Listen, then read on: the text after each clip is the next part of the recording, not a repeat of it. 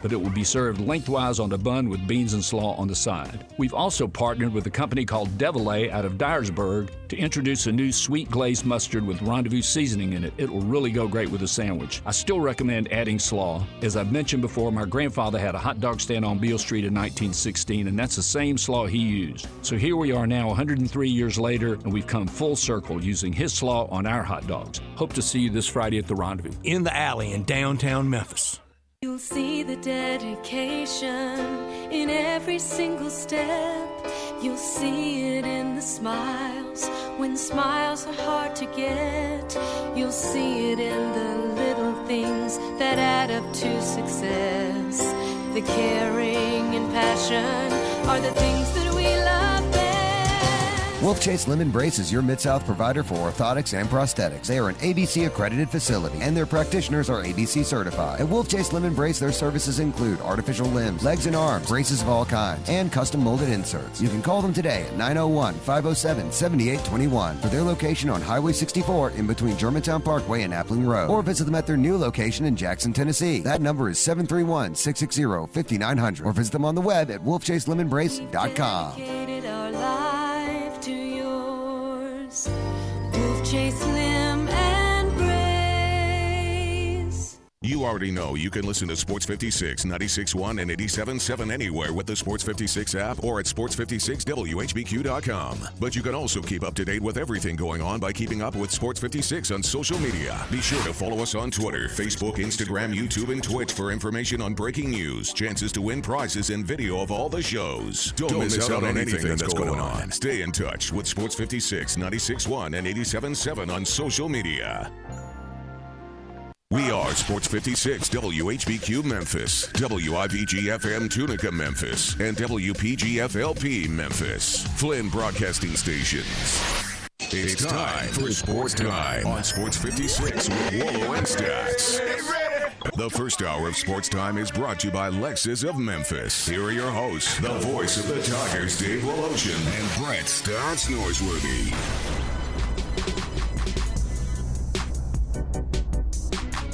Welcome in on just a sort of a spinning kind of a day.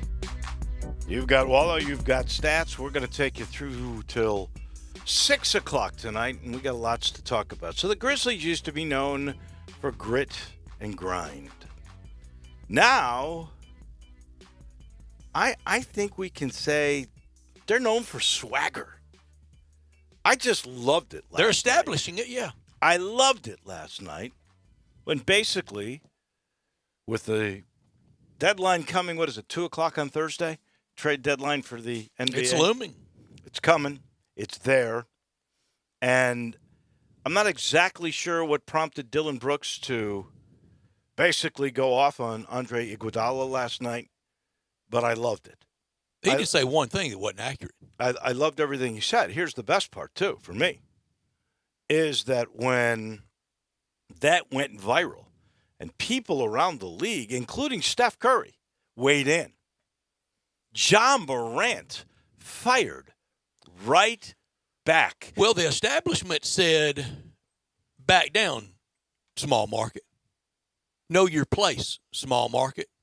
And John Morant and this team not playing along. Not playing along. I think it's incredibly. And Steph Curry learned a terrific. very valuable lesson out there in the Twitter, social media world. Don't mess with anybody 10 years younger than you in it. They will swamp you. If you're 40, don't mess with 30. If you're 30, don't mess with 20. Well, the answer that he had was pretty dynamic. It was so basically after Dylan Brooks wrote, "Can't wait that we trade you, Iguodala, so that we can play you to show you what Memphis is really all about." Beat it. And then, giving Iguodala credit, he didn't say anything this time. He's been his own little swarmy self. 36 years old. And he averaged, 6 points a game last year? Last interview I saw with him, he said the only thing he regrets about being able to sit at home and collect the check is he's only taken his handicap down to 2 and not to scratch. Yeah. But then when Brooks made that remark, both John Morant and I believe it was D'Anthony Melton liked it. Basically put it out there. We're in agreement with you, brother. You're right. We're together. Right on. What a great place to play. He doesn't know what he's missing, basically. And then Steph Curry then tweeted an emoji, or whatever it's called. I know on a phone it's called an emoji. I'm not sure what it is on Twitter. But it was basically a character that was like, take it easy, buddy, and showed the trophy, the NBA championship maybe trophy. even know your place, Rook. I think it was something like that. And he tweeted back a picture of Kevin Durant Embracing the trophy. with that trophy, basically saying, what would you have done without this guy? They did okay without him. And that was one heck of a response from a guy who's sticking up for his team, who's sticking up by extension, the fans of Memphis. And I think we will very rally cool. around it. And we will embrace that. I do not understand. I truly do not. It's what mystifies me about Robert Parra. If he would just a little bit love us, we would give him unrequited, unbridled love back. Well, my point is the NBA establishment, or at least guys like David Aldridge and those who are in the media that listen to agents that represent players like Iguodala, The establishment. they painted a picture of how dare this team say that about a future Hall of Famer. And the truth Tough of the toenails. matter is, Iguodala has, in my estimation, handled this very poorly.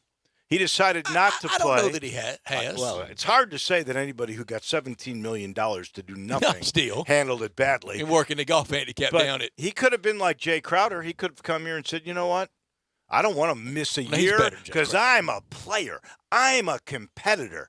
I'm not going to sit back and waste one whole year of my life because I don't want to play with a team that I don't think can win. That's what he said, and that's what he did. And Right. then They kind of all agreed to that, too. if he had been receptive to coming to Memphis, do you think they would have said, okay, we'll just pay you. You don't have to come? No.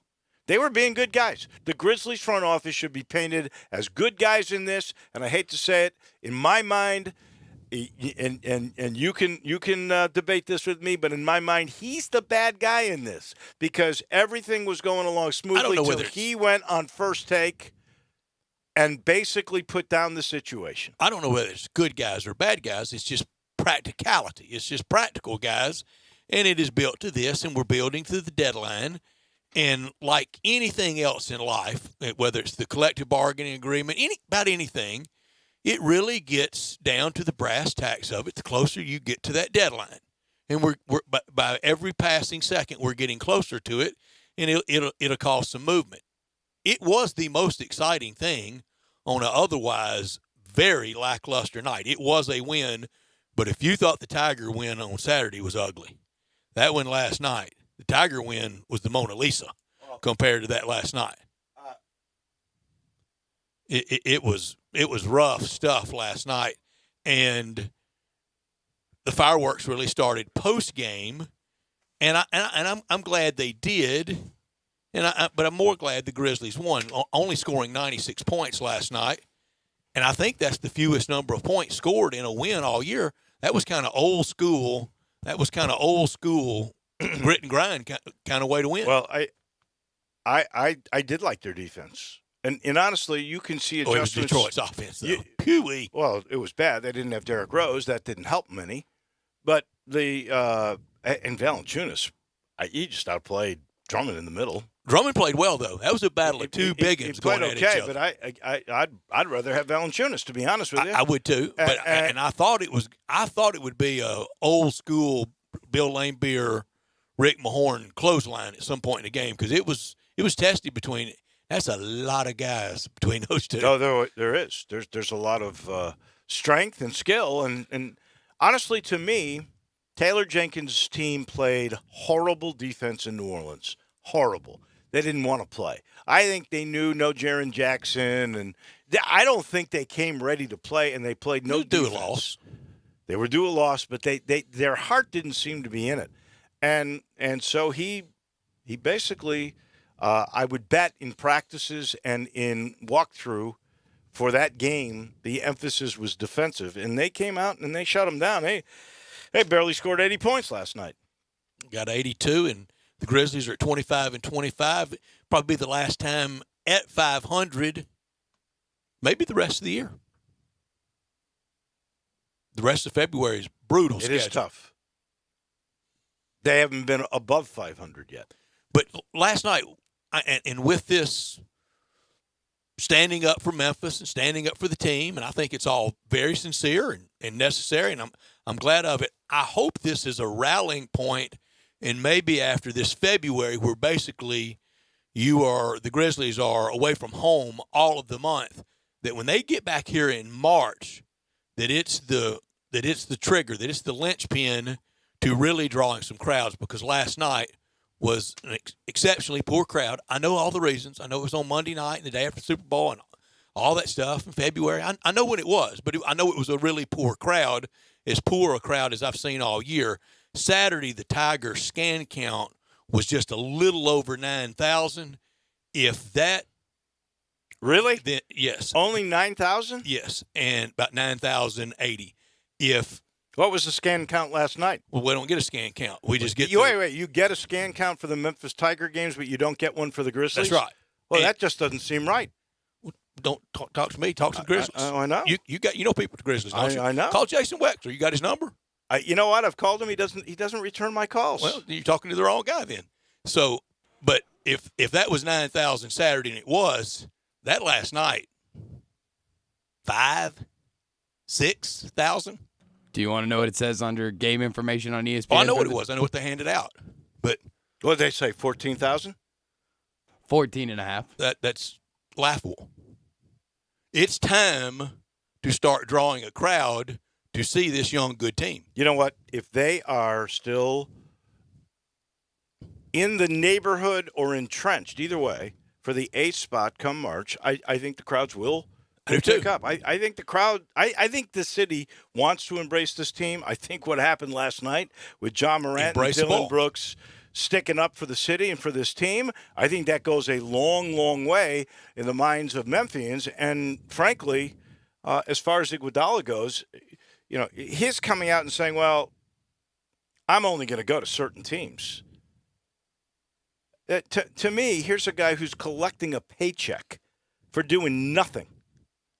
You need to report. If the trade can't get made, you need to report or get fined. Don't collect your paycheck anymore. Yeah, Quit talking. I just don't see where he has that much leverage, and he's in a pretty enviable position. And why is the city, this organization, getting painted as a bad organization for doing him wrong when, frankly, if they want to look at the team that did him wrong, it's the Golden State Warriors who let him go. Because they didn't want to pay us $17 million. They were trying to clear cap space to bring in a player. Because the Grizzlies are a dues payer in the NBA. They're not a real member. The Boston Celtics and the Los Angeles Lakers and the Clippers and Golden State and the Houston Rockets, Miami Heat, those are the real members. And until you win and get some status about you, you're relegated to being very suspect about everything.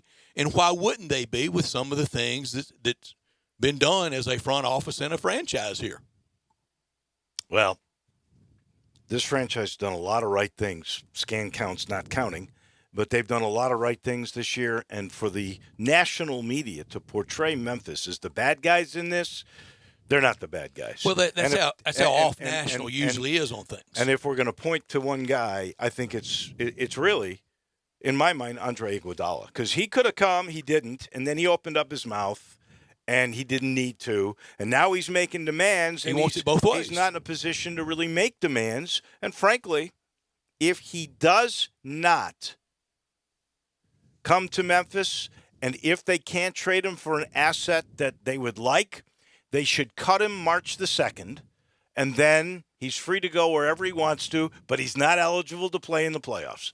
You want to play hardball? Play hard. Memphis, play hardball. Play really hard. This hour brought to you every day by Lexus of Memphis, 2600 Ridgeway, and online at lexusofmemphis.com. They will not play hardball with you on your trade. They'll do you very right. Call them at 901-362-8833. Lexus of Memphis offering the Golden Opportunity February sales event. Great offers on all 2020 models and always on special lease options. If you've ever thought I'd look great in a Lexus, well, guess what? Lexus of Memphis thinks you would look great in a Lexus, too. Driving luxury and confidence knowing that every new Lexus comes with complimentary first and second maintenance services. Stop by today at Lexus of Memphis at 2600 Ridgeway and put yourself in the driver's seat of an all-new 2020 flagship LS500, and you'll be looking and driving great.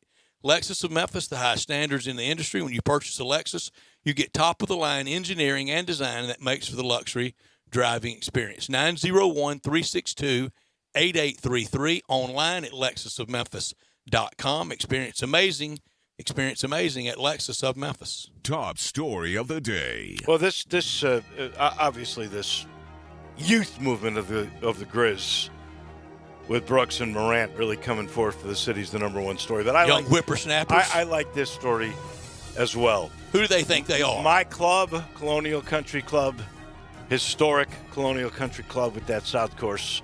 Their owner, a guy named Jim Russell, J.R. Russell. He came forth yesterday, really late yesterday, with a story in the Daily Memphian saying Colonial is not getting sold or being closed. It may end up getting sold, but it's not closing down by any means. In fact, Russell and his associates have put money into the golf course, have continued to put money into the golf course since his proposed sale that we talked about on the air here months ago did not go through. That does not mean this club is closing. It is still alive and well, and in fact, got 60 new members over this past Christmas time. So don't say it's over, folks. The most historic golf course in the city of Memphis. Home of the original 59. Home of Jerry Pate jumping into the lake. Home of where the professional golf course was longer than any other place still. It'll get beaten by Southwind here in the next few years. Is it already topped? Really? But it's still alive and kicking. My top story, Dylan Brooks said what a lot of folks are feeling, and it should have been said. Don't let the door hit you with where the good Lord split you, AI. Never needed you. How can we miss something we never had? Golden State traded him here because they needed to free up cap space. That's how expendable he was at 36 in the title run over for Golden State. The Grizzlies should play extreme hardball with him and the rest of the NBA. They don't need to worry about what they're thinking. This team needs to worry about itself. He's either traded by Thursday or the Grizzlies get Golden State's draft pick next year out of the original deal. I don't know what it is about guys way past their prime named AI coming to Memphis. It just doesn't seem to work out. It hadn't with two of them. Boy, that is for sure. Not top story of the day. So the Hall of Fame voter who did not vote for Derek Jeter has chosen to keep his ballot private. So the Baseball Writers Association released 315 ballots. None of them were without a vote for Derek Jeter. So that means there are still 82 guys or gals who have not let their ballots be seen. Should they be badgered? I don't think so. Should they be outed? Well, first of all, had I been the guy, it's an opinion. And it's one that's got precedent and tradition and history. If you feel that way, that if George Brett wasn't good enough, if Mickey Mantle wasn't good enough, if Willie Mays wasn't good enough. And he felt that way. Then he felt that way, and he can say that rationale. I think he could, but I think in all this voting, you should have, and he had the option of public or keep it private. I think it all should be public for all conference teams, for any awards. Make it public, spirit of full disclosure, and I would love to find out if this person on Twitter, social media, how political he has been on national issues, on things away from hits, runs, and errors, because I would just imagine he's probably very active politically on Twitter. I would bet he is. And if he can weigh in on presidential elections, we need to know who he voted for Hall of Fame. Well, I don't necessarily agree with that line of reasoning, but because they vomit all that other stuff up all the time. Here's what I think: it is an honor, it is a privilege to be a baseball Hall of Fame voter. With that privilege, in my mind, comes responsibility. Very much, and you should show your work. You should have to show of the two why examples. you did what you did. But if you did, I'm not criticizing it because it's based on opinion. And frankly, if the guy was a jerk to him in an instance that he didn't think was professional, really had been Derek Jeter's MO. No, I'm not. I'm just saying to you, there's a reason that I'm sure in this voter's mind is valid. His reason is he didn't like the shirt he had on the day he interviewed him. Okay, well, show your work. Let's say this person has been very political. I don't know that he has or hadn't, but let's say he has been, and he has weighed in on all the topics of the day, and as so many want to do. What would you rather know from him? Who he's voting for in November for president, or who he didn't or did vote for the Hall of Fame? I don't care who he voted for president. I don't either. In his sports role is Hall of Fame. I think we should know it. My not top story. Tomorrow is National Signing Day, Part 2. And it's not near the circus around it with us or tonight or into tomorrow as it used to be. It used to be a whirlwind, a frenzied 2 days around here when the fax machine was rolling and we were calling and running around and booking all the guests that knew all the names and all the hometowns, and every offensive lineman ran a 4.1 or 4.2 40. It was amazing. You get to the Senior Bowl and you get to the NFL Combine, and there's not a single 4.6 40. But every 17-year-old high school lineman ran them. Every quarterback was John Elway, and every running back was Earl Campbell or Billy Sims or Herschel Walker at worst. But it's just not like it used to be. And frankly, I don't miss it. I do. And I miss it for two reasons. I liked this day. I thought it was a shot in the arm of college football right after the pros came to an end.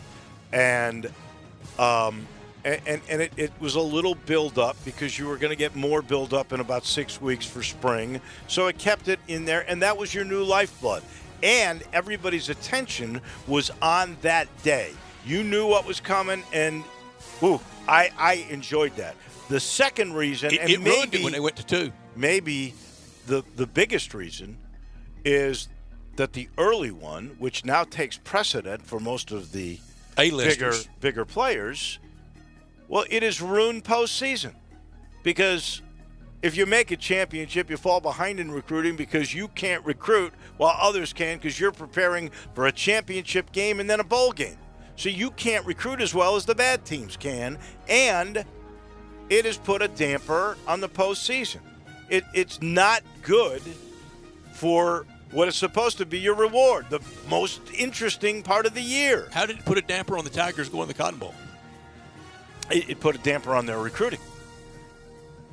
Didn't put a damper on the game. It put a damper on their recruiting. They fell behind. They couldn't recruit like the others could. I listened for 2 years. Believe me. Championship game, and I would hear Norvell go, "What a stupid thing! I can't recruit." And the team that lost to us for the championship, the right to go to the championship game can. But even when it was just one signing day, I remember visiting with Hugh Freeze the night before Ole Miss, his first year, playing in the Birmingham Bowl against Pitt. You know, I'm all fired up about the game tomorrow. Coach, man, what do you think about the game? He said, I want to get it over where I can get on that plane and go recruit. That was with one signing day. Since you bring up Hugh Freeze, this is a nice little story. Very nice. Sean Toohey Jr., also known as SJ, has been added to the Liberty football staff. He will be an assistant athletic director of football operations. I talked to a very proud papa today. Very pleased that his son had a lot of options. I mean, I was impressed with all the options. SJ did a great job at Arkansas. The 2 recruiting classes he was in charge of at Arkansas, and it will show it on the field next year with a couple of those. If Sam Pittman has the big step up, it'll be from those recruiting classes, and I think he can if he cobbles together an offensive line. But I'm not so sure they hit the field next year at Liberty. Let me give you a musical chairs here. Mark D'Antonio resigns today at Michigan State. I saw that. It looks like either Pat Narduzzi or the coach at Cincinnati from Ohio State. Help me. Luke Fickell. Either Luke Fickell or Narduzzi will probably get that job. If little kid word, if Luke Fickell gets the job at Michigan State, Cincinnati would be way ahead hiring Hugh Freeze for the 2020 Cincinnati Bearcats. That would be interesting to see. There's no connection that I know that Hugh Freeze has to the Ohio or the Midwest area, though. What connection do you have to Lynchburg, Virginia?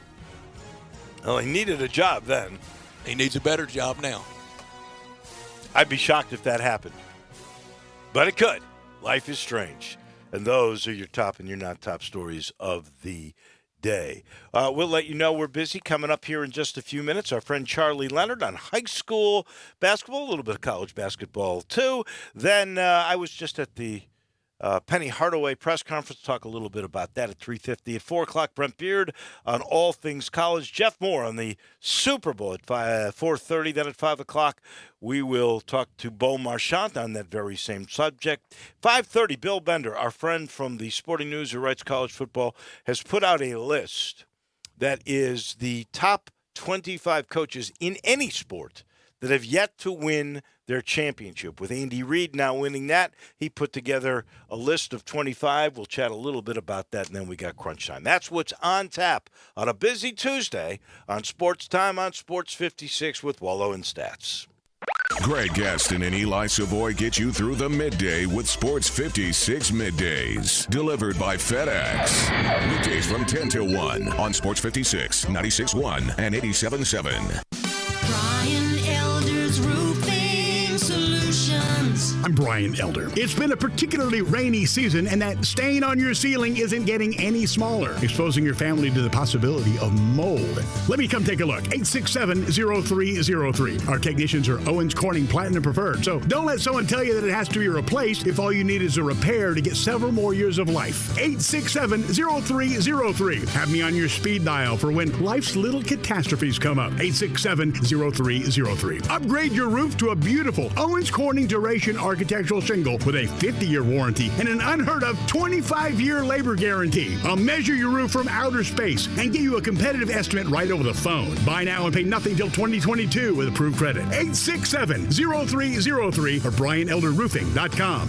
Call 867-0303. Brian Elder's Roofing Solutions. Hey, fellas, Valentine's Day is creeping up on you. It's February the 14th. Have you even thought about what you want to get for your lady so she'll know how special she is? I'm Bill Russell, owner of Russell Brothers Jewelers, and this is going to be my 51st Valentine's Day, helping Memphis guys say I love you to their girls. At Russell Brothers Jewelers, the possibilities are endless. Rings or earrings, pendants or bracelets. We can help you find just the right piece, a piece that will make her eyes sparkle, will make her heart beat faster, and beautiful jewelry will always last a lot longer than flowers or candy. Gold or silver, diamonds or other exquisite jewels, let us show you how our quality and beauty, our value and service combine to make your Valentine's shopping an enjoyable experience. How do you keep your Valentine happy? It's so easy. With a piece of magnificent jewelry from Russell Brothers Fine Jewelers, 4646 Poplar at Perkins. Make your day smoking with the Big Green Egg. You can smoke, bake, roast, sear, and grill, all with a lifetime warranty. Ceramic never rusts, and the easy, accurate temperature control gives you the greatest range of any grill. Make your next grill your last with the Big Green Egg. Available at these nearby locations: Hamilton Fireplace Shop, 4462 Summer Avenue; Germantown Hardware Company, 2083 South Germantown Road; Garden Spas and Pool, 9393 Poplar Avenue; and East Memphis Ace Hardware, 5143 Quince Road. Hey guys, Valentine's Day is just around the corner. Treat your special someone to a fantastic dinner at the Butcher Shop Steakhouse. In addition to the full menu, the Butcher Shop is offering their famous Dinner for Two special all weekend long, February 14th, 15th, and 16th. Start the evening with a glass of house wine, champagne, or beer. Share an appetizer of spinach and artichoke dip or Cajun sautéed shrimp. Choose from 6 delicious entrees, 7-ounce filet mignon, 14-ounce New York strip, 14-ounce ribeye, fresh Atlantic salmon, char-grilled chicken breast, or grilled lobster tail. Each entree includes a fresh garden or Caesar salad, baked potato, and hot bread. Each guest enjoys a homemade dessert, New York cheesecake, or chocolate thunder brownie. Your choice of soda, tea, or coffee completes the meal. All for $99.50 plus tax and gratuity per couple. For reservations, call the Butcher Shop at 901-757-4244. Or for more information, visit thebutchershop.com. Listen Sundays at 11 a.m. to join Idlewild Presbyterian Church for worship. Idlewild is a PCUSA church located in Midtown Memphis. Got something you want to get off your chest? You better have a backup plan. Want to join the conversation? Someone needs to tell him he has to grow up. Join us on the First Bank phone lines at 360-8255 or the First Bank text line at 67129. Now, back to Sports Time on Sports 56 with Wolo and Stats. This hour of Sports Time is brought to you by Lexus of Memphis. Here once again are Dave Wolochen and Brett Norsworthy.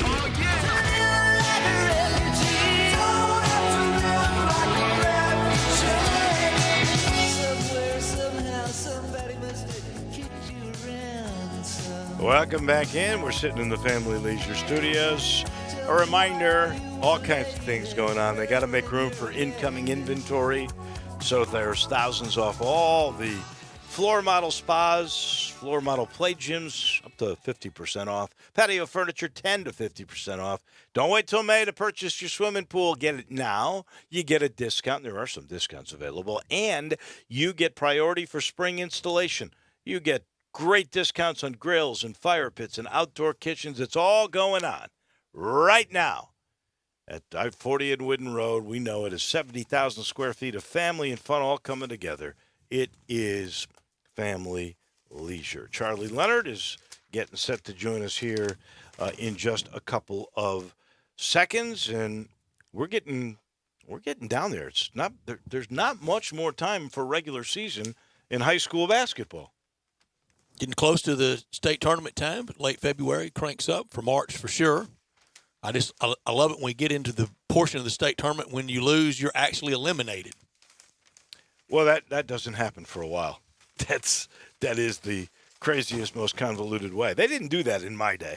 They do now, though. Charlie Leonard does join us. He is the head basketball coach at Houston High School. They were voted third in the poll this past week in the city, right where they were before. East is number 1. And in the state, they are 2. They're 2. It's interesting how they work it. Lausanne is 1 in the smaller division of the small schools. Briarcrest is number 1 in the bigger divisions of the state, and yet both those are down the list in this area's top 10. So I guess, Charlie, let's start there. This obviously is still a great place for high school hoops.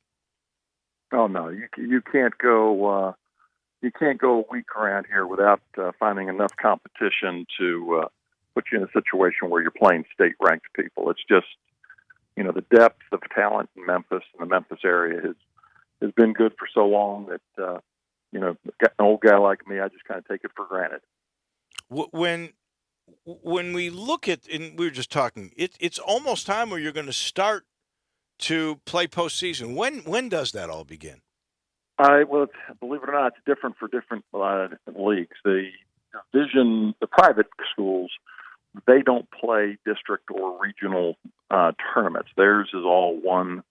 There's only like 6 teams, whatever. It's a different thing. It's a 3-game situation. Now, the public school situation, you have your district tournament which seed you for the region, and then it's region, then to what they call now the sectional, which used to be called the sub-state, and then the state tournament. So it's a 9 or 10 game gauntlet. So that will start.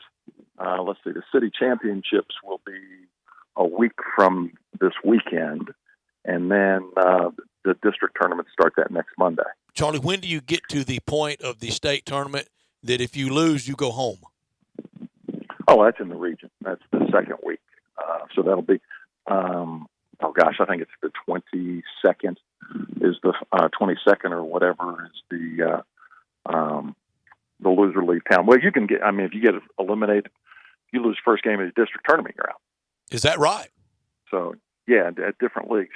Some in the old days, all the districts had 8 teams. So all first round losers were gone. And then your second round seeded you, or put you in a situation to seed for the region. And the region, your first 2 games, you're gone. Regional finals qualified for the old sub-state, which is now the sectional. You lose the sectional, you're gone. And then, of course, you get up to Murfreesboro, and all 3 of those are elimination games. And back in the day, Paris London and his Hamilton team, they lost in that first round, and he was out. It was over unceremoniously. Because that was the first game. But if I recall correctly, if you lose at the right moment, you can lose at least 2 games and still win a state title, correct? You can lose. You can lose a region final, and you can lose a district semifinal, and that's it. So 2. There you go. But what it does is it puts you in a really disadvantaged situation for the next round. So, and 2 things. Number one, it's a moneymaker, but number 2, what happens is in the city of it was not uncommon for 2 Memphis teams to end up in Nashville. My last go round, the year we won the state tournament, it was Fairleigh and us. So you had 2 Memphis teams out of the 8 in AAA back then. So there's a disadvantage, but that was Deuce 4 in that group, and they were awfully talented. So you would hate for them not to have a shot at it. It balances out. Yeah, yeah. I noticed in the commercial appeal top 10, East is number 1, and they were number 1 last week too. They actually lost a game, I guess, fell to Hamilton Heights on Friday, and then upset Christian Academy of Bel Air, Kansas, which was the number 3 team in the country. So they've been playing unbelievable. That was Sunrise. Yeah, that was Sunrise Christian out of Oklahoma, and those are both I call them made for TV schools. Those are schools they're prep schools. They're not traditional high schools. So Sunrise Christian may have 80 or 40 kids in the school. But brick and mortar real schools. I mean, they really go to a actual campus. It's basically a prep school. And a lot of them are post-grad. Post-grad. It's that 1 year. Yeah. Yeah. That's pretty common. So, Hamilton Heights is in the same boat where those kids are from all over the place. There's a misnomer in that places like Montverde in Florida is an actual state competing high school, but they also have a prep school side. And what people think is it's all prep, and it's not. It's a lot of it is traditional high school. So Montverde is a traditional high school? Yeah, Montverde is Oak Hill. It's a fully Oak Hill is a high school, but it has a prep division. So what they do is you can have a post-grad situation there too. Are the majority of the kids on that roster that gap year between high school and college that we call prep, they're 18 or 19 years old? Is that the majority, or are most of them there just because they're really good? At Oak Hill, yeah. At Oak Hill, it's both. You have some that are basically, the old ways you do recovery, and you would be getting that extra class that you needed. You needed to get your HCT up. You needed, to replace an English grade or something like that. But Oak Hill has traditional high school. They have sophomore, junior, seniors, and those kids. So it's a little different. But IMG is a high school and it's like Montverde. It's a school, but it's also a development center. So and they also have a prep division, but like Matthew Morrell's playing on the high school team. Well, and that really began, if I recall correctly, that began as a tennis place and then became a golf place. And it's everything that was run by agents to begin with. It is huge. If you go down there, they've got great facilities. It's crazy. It's a machine. It really is. So in the meantime, back to East. They're number one. They were number one when Penny was there. They were built up by his buddy. And then that whole regime goes away, and yet they're still number one. Is it the Binghamton area? How does East stay so good every year? It's a community thing. Has been for a long time. You can say they moved, they had the big kid Wiseman move in there, which helped it. But, you're talking about a basketball hotbed. They're on a run now. They've been on one historically for a long time when, they've been, Monk Manning was there when I started in this, and they've just run through it. So, they've won I'm going to say they probably won a dozen state championships in my span in Memphis. So there's kind of a lifelong community thing there. Melrose had that run for a long, long time. It's a community thing. Yeah, it really matters. White Station. It always has. Charlie, what do you say to people that talk about the youth of today, the youngster playing, that they care more about their AAU team than they do East High or Houston High or Whitehaven High? What do you say to that? Your youngsters care, don't they? I think in the good programs, I think they care more about their school team because they're around a bunch of kids all day long that they value. The AAU thing is, and it's really not AAU. The club basketball aspect of it is. It's very individualistic from a standpoint of I'm trying to, get to a particular point. It's a great compliment for high school teams if you do it the right way. But from a standpoint of which one is bigger, it really comes down to the kid. If you got the right kind of kid, it's going to be you would like to believe it's his high school. But, kids are very goal oriented. They're trying to get to, the NBA. They're trying to get a college scholarship. They're trying, they're goal centered. So they're going to be more motivated based on, what their particular goal is. I've always been curious about this. You've got several high profile players. You've got Mike Miller's kid, Mason. You've got Tony Madlock's kid. You've got Applewhite's kid, who was a high school coach in the area for a long, long time. So there's three kids that are terrific. And I just mentioned those three because I know all three of those guys play AAU ball. Now, they got other coaches that are telling them to do things one way. How do you guys, mesh? Do you have to have an understanding with the AAU coach about the way things go, or does he have to have that understanding with you? Or how do you communicate and stay on the same page with a particular guy? Well, I'm not worried about their AAU coach. My thing is I just want them, wherever they are, I want them competing, and I want them working. And then the rest of it kind of takes care of itself. If you make it a conflict, then the kid's a loser. Then you put the kid in between, and that's not fair to the kid. The name of the game is, hey, I support my kids, whatever they're doing. And then you go on about your business. But I may not necessarily, I may not like a play that they run or something like that, but that's for that guy. I try to handle it like the right kind of parent. I watch it, support it, and go on. Exactly, and during school time, from about 15th of August to about the 25th of May, it's going to be Charlie Leonard in the Houston High School way. No. The way, oh man, it's now. I'm looking at something the other day. I was at a game, and I look up, and there are people out with their flyers for their particular club team. Yeah, with the 5th, 6th, 7th, and 8th grade groups getting ready to start next week because the middle school tournaments are they're being they're finishing up right now.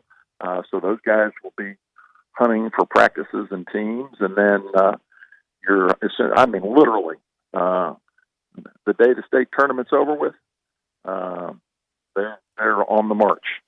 Last thing, it's just what happens. Last thing on this very subject, and I've heard other coaches say, never you, Charlie, but that there is a mentality that because these young guys who are identified as really good athletes to begin with play so many games in the AAU culture, the club basketball culture, maybe that's the better way to put it, that they don't care as much about practicing and they don't care as much about losing. Do you think that is true? It really comes back down to how you handle it and what you expect and what you'll settle for. I think that the number of games you get beat today and then you come back and play later on tonight, I think the volume of games, the experience of the volume of games, the skill level that you can develop in the volume of games is a benefit. Mm-hmm. I think the competitive nature depends on how that club program runs themselves. Are they trying to be competitive, or are they trying to, just go out there and say, I got this kid that can do, this particular skill set? I don't, having been on both sides of it from a college and high school, and I don't want to say I'm oblivious to it. I just don't get as upset about the things that happen. Now, from a competitive standpoint, I want my kids, I've gone to Little Rock and wherever to watch my kids play in their club stuff, and all I really want to see is, do they care enough to do it right? Do they care enough to compete the right way? If they do that, then I'm going to be the beneficiary of it during our season. But from a standpoint of the overall picture, does it make them less competitive?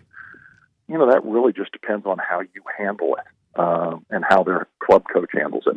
There are going to be some guys that, it's a money thing. There's going to be some guys that it's, an association thing. There's going to be guys that are in it to, benefit the kids. And those are the guys that I hope that my guys spend the most time with. He is Charlie Leonard, head coach at Houston High. He's got Collierville and Southwind this week. Good luck to you, and we'll talk to you same time next week. Appreciate it, Dave. Take care, Stat. You got it. Charlie Leonard, always love chatting with him. We'll take a time out. When we come back, I'll tell you a little bit about the press conference today with Penny Hardaway as he and the Tigers get set for Temple tomorrow. That's next on Sports Time on Sports 56 with Wolo and Stats. Broadcasting from the Family Leisure Studio, we are Sports 56, 96.1 and 87.7. Mid-South Power Distributors is your source for all things diesel. Their newly renovated drive-in repair shop is open to the public. Whether it'll be your everyday driver, farm equipment, fleet vehicle, or heavy-duty truck, their ASE-certified technicians will get you back on the road. The on-site dyno is ready to run all the necessary diagnostic testing. From preventative maintenance to complete overhauls, Mid-South Power can handle it all. Stop in today at 3288 Mill Branch Road or call 901-396-0710 and online at mid-southpower.com. Soulfish Cafe has done something that no other business in the history of Memphis has ever done. They won 3 different categories in the Memphis Most. They won it for the best catfish. We all know that's the best catfish, and you can get it fried like everybody does, or you could get it, if you wanted to, grilled or blackened. It's the best. Everybody says it. Then there's seafood. We know about their beautiful shrimp. You can get those fried. You can get them grilled. The shrimp tacos are terrific. Memphis Most, best seafood. Then there's soul food. Yes, a 3rd category, soul food. Their veggies are unbelievable. They've got this sauerkraut sausage Cajun dish that is amazing. I love the cucumber salad. Everything is always so fresh. And now, there's 3 locations with a 4th one coming to Wolf Chase soon. The original Cooper Young, the shops of Forest Hill Irene, and of course the newest in East Memphis. That's on Poplar, just east of Perkins in the old Wolf Camera location. They're the best. You said it. They're Soulfish. Make your day smoking with the Big Green Egg. You can smoke, bake, roast, sear, and grill, all with a lifetime warranty. Ceramic never rusts, and the easy, accurate temperature control gives you the greatest range of any grill. Make your next grill your last with the Big Green Egg. Available at these nearby locations: Hamilton Fireplace Shop, 4462 Summer Avenue; Germantown Hardware Company, 2083 South Germantown Road; Garden Spas and Pool, 9393 Poplar Avenue; and East Memphis Ace Hardware, 5143 Quince Road. Pop Wigington has been in the restaurant business since the 70s and has now brought 3 generations of family favorites together under one roof at Pop's Comfort Kitchen, 2990 Kirby Whitten Parkway next to Kroger.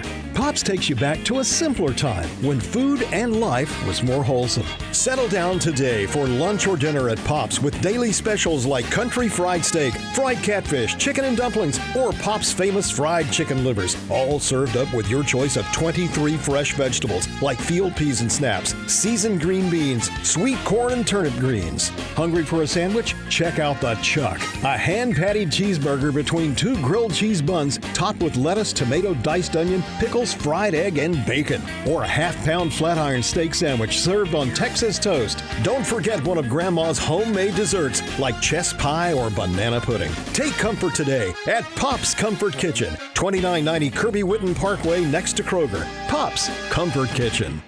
Now, back to Sports Time on Sports 56 with Wolo and Stats. This hour of Sports Time is brought to you by Lexus of Memphis. Here once again are Dave Woloshin and Brad Norsworthy. We like to party. Cruising through our first hour, spitting outside. Going to get a lot of rain tonight, just so you know. And Penny Hardaway just finished a little while ago a press conference at the Lori Walton Practice Center on the South Campus, and upbeat, little, trying to figure out what he's going to do with the rotations on the rest of the 6-week period that he won't have DJ Jeffries. Hopefully it's only 4 weeks, but I think these things usually last 6 weeks if we're going to be pretty realistic about it all. It's a tough injury. It is that PCL in the knee, and then he's going to come back and he's not going to be in the greatest of shape. So how is he going to play his rotations? How's he going to go with the starting lineup? And again, he was asked today a little bit about the story of his son and autism, and it was an Autism Speaks game, which means the coaches around the country were wearing the little blue pins for autism, and it's basically a game to give more recognition to and symptoms that people are most of the time born with that sometimes come a little bit later in their life, present themselves at 2 and 3. We know it very well because of the story that Rob Fisher really did a good job of making more awareness in this market of autism. And Penny's son, apparently, Penny said he was born with autism. And I learned, and I think I learned this from Jason Munn. So we give the Grizzly, the Tiger beat writer who writes for the Commercial Appeals on with us every week, give him a lot of credit. I did not know this, but in 20 to 25% of the cases of people born with autism, those symptoms go away after a period of time. That's what's happened with Jaden Hardaway, because he definitely had autism, and now he's a straight-A student and started the last college basketball game at the American Athletic Conference level. Do they wane and dissipate through the years naturally, or is that with some type of counseling or protocol or drugs? I don't know. Some people think that there is an increase in autism based on vaccines that were given. There have been lawsuits over that. I have no idea, Brett. I would just tell you that there had to be loving parents and a lot of patience and work with other people to overcome autism at an early age, to the point now where this kid is more than very functional. He's thriving. He's a 4.0 student, and he's playing college basketball, and seems to be a wonderfully adjusted young man by by all the social interactions that I watch him in. And I think a lot to most from what I've learned about it over the last 2 years, largely with Robin dipped in, And with Colton's battle, what I've learned about it is very manageable and functional, and you can learn and grow with it, but it is quite a battle to get to it. And a lot of patience and a lot of love and a lot of support has to be there. Well, and if one and all. If it's 25% that get over, that means 75% right. or not. And big number. It is. And the scary thing for me, and certainly I'm not a doctor, but my generation of kids that were born in the 50s. Dave, I'd never heard of it until 2005, 2000. No, it's and the percentage now of youth that have it, it's crazy. And I don't know that we've totally determined what it is. Maybe some of it might have been that there were people in my generation that had it, and we didn't call it that. We didn't know what it was. Sure could have been. But I really don't know. In the meantime, getting back to the original premise on this, he's not sure if he's going to start Jaden Hardaway. Part of the reason he did that last game was because it was autism speak, so he gave that out, although it did not hurt Memphis by any means. No, not at all. Because Jaden's only going to play 7-8 minutes, so it really doesn't matter where those minutes come, at least in the thinking of Penny Hardaway. We take a timeout, and when we come back, we will be joined by our friend Brent Beard. We'll talk more college football and the Super Bowl a little bit and everything else that might be on his recruiting mind down in Jacksonville. It is signing day. Get his take on the signing day. You don't miss it. I do. We'll see if Brent does. That's next on Sports Time on Sports 56 with Wolo and Stats.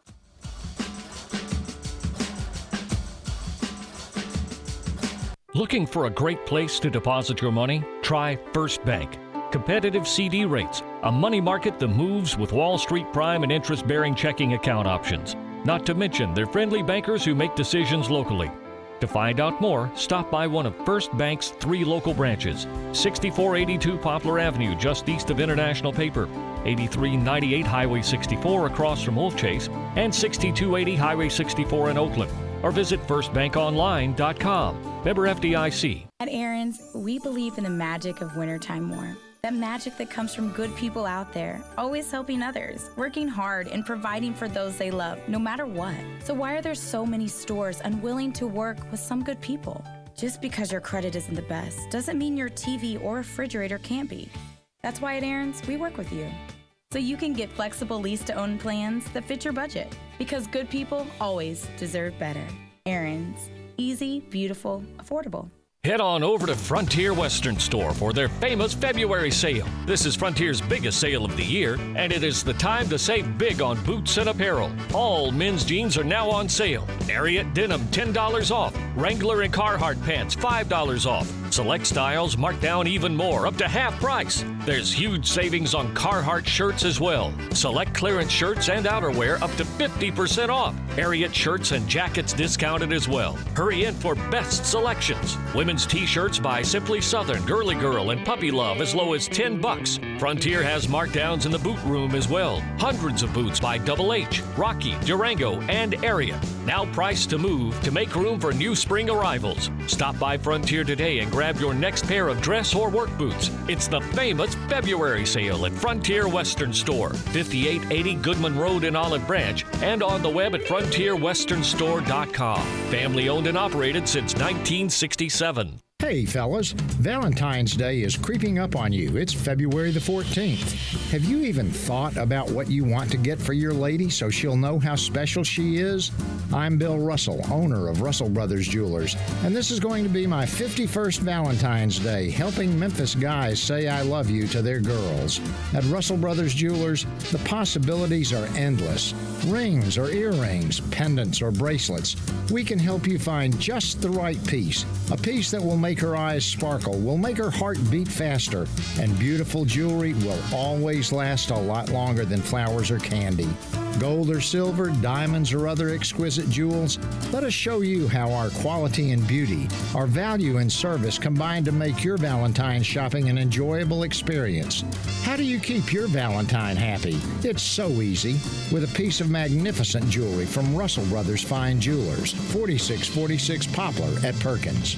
Did Did you know nearly 40% of men under 40 and over 75% of men over the age of 40 experience sexual performance concerns? At the Memphis Men's Clinic, their experienced physician performs a comprehensive evaluation that determines which specific issues may interfere with your sexual performance. These issues can vary and range from anxiety to medical issues, low testosterone, or erectile dysfunction. The Memphis Men's Clinic has evaluated hundreds of men of all ages over the years and reestablished a normal sexual life. The Memphis Men's Clinic will work aggressively to resolve issues and allow you to restore your sexual health and overall well-being. That's the Memphis way. If you're 20 years old or 90 years old, come and get cared for the Memphis way. Treatment that's based on your specific needs after a professional clinical evaluation by their experienced board-certified physician. Call the Memphis Men's Clinic today at 901-443-0475 or visit memphismensclinic.com. You already know you can listen to Sports 56, 96.1, and 87.7 anywhere with the Sports 56 app or at sports56whbq.com. But you can also keep up to date with everything going on by keeping up with Sports 56 on social media. Be sure to follow us on Twitter, Facebook, Instagram, YouTube, and Twitch for information on breaking news, chances to win prizes, and video of all the shows. Don't miss out on anything that's going on. Stay in touch with Sports 56, 96.1, and 87.7 on social media. We are Sports 56, WHBQ Memphis, WIVG-FM Tunica Memphis, and WPG-FLP Memphis, Flynn Broadcasting Stations.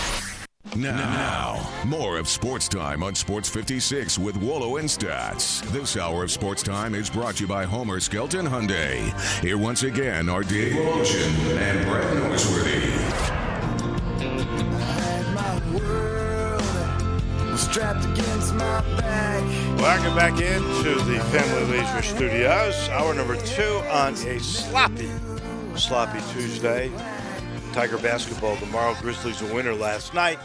A lot of chatter on Twitter today. The big story is basically Dylan Brooks' comments about Andre Iguodala, and then John Morant liking it, and then Steph Curry shouting back, and then the establishment took the bait, didn't they? Taking swagger and tweeting out a picture of the championship trophy with Kevin Durant, not Steph Curry, sort of a little swipe at Steph Curry. And if the shoe fits, wear it. I mean, as bold as John Morant is off the court, he is the same on the court. Quick, high, hard one. Who wins the title next? John Morant or Steph Curry?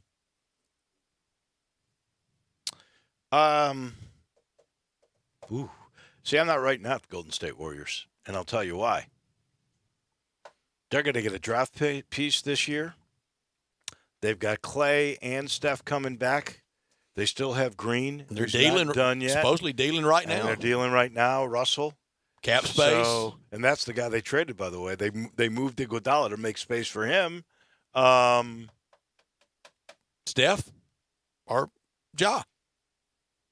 I think Steph could still win one depending on what happens with the draft or moves. And believe me, I do think free agents want to live in San Francisco. So I would say, but not by a whole lot, but I would have to give the nod to Steph Curry. What do you say?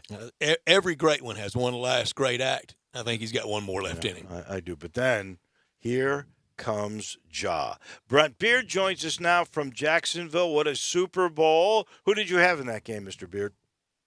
To Kansas City winning the game. So, look, if you hadn't won one in 50 years, in my opinion, you deserved it. So good for them. My Hank Stram, remembered him greatly, and and I don't smoke, but I do remember that iconic picture of Lenny Dawson on the bench, drinking a Fresca and smoking a cigarette. So. That was quite a long time ago, so it was glad to see the Chiefs win it. Brent, one Jacksonville note, the NFL's already said next year Jacksonville will be the first team to play 2 games abroad. They will play twice internationally, so that means only 6 regular season games at home in Jacksonville, so the tarps will only be up. Be sure and tell our friend Travis Ryer's brother that about the tarps. Yes.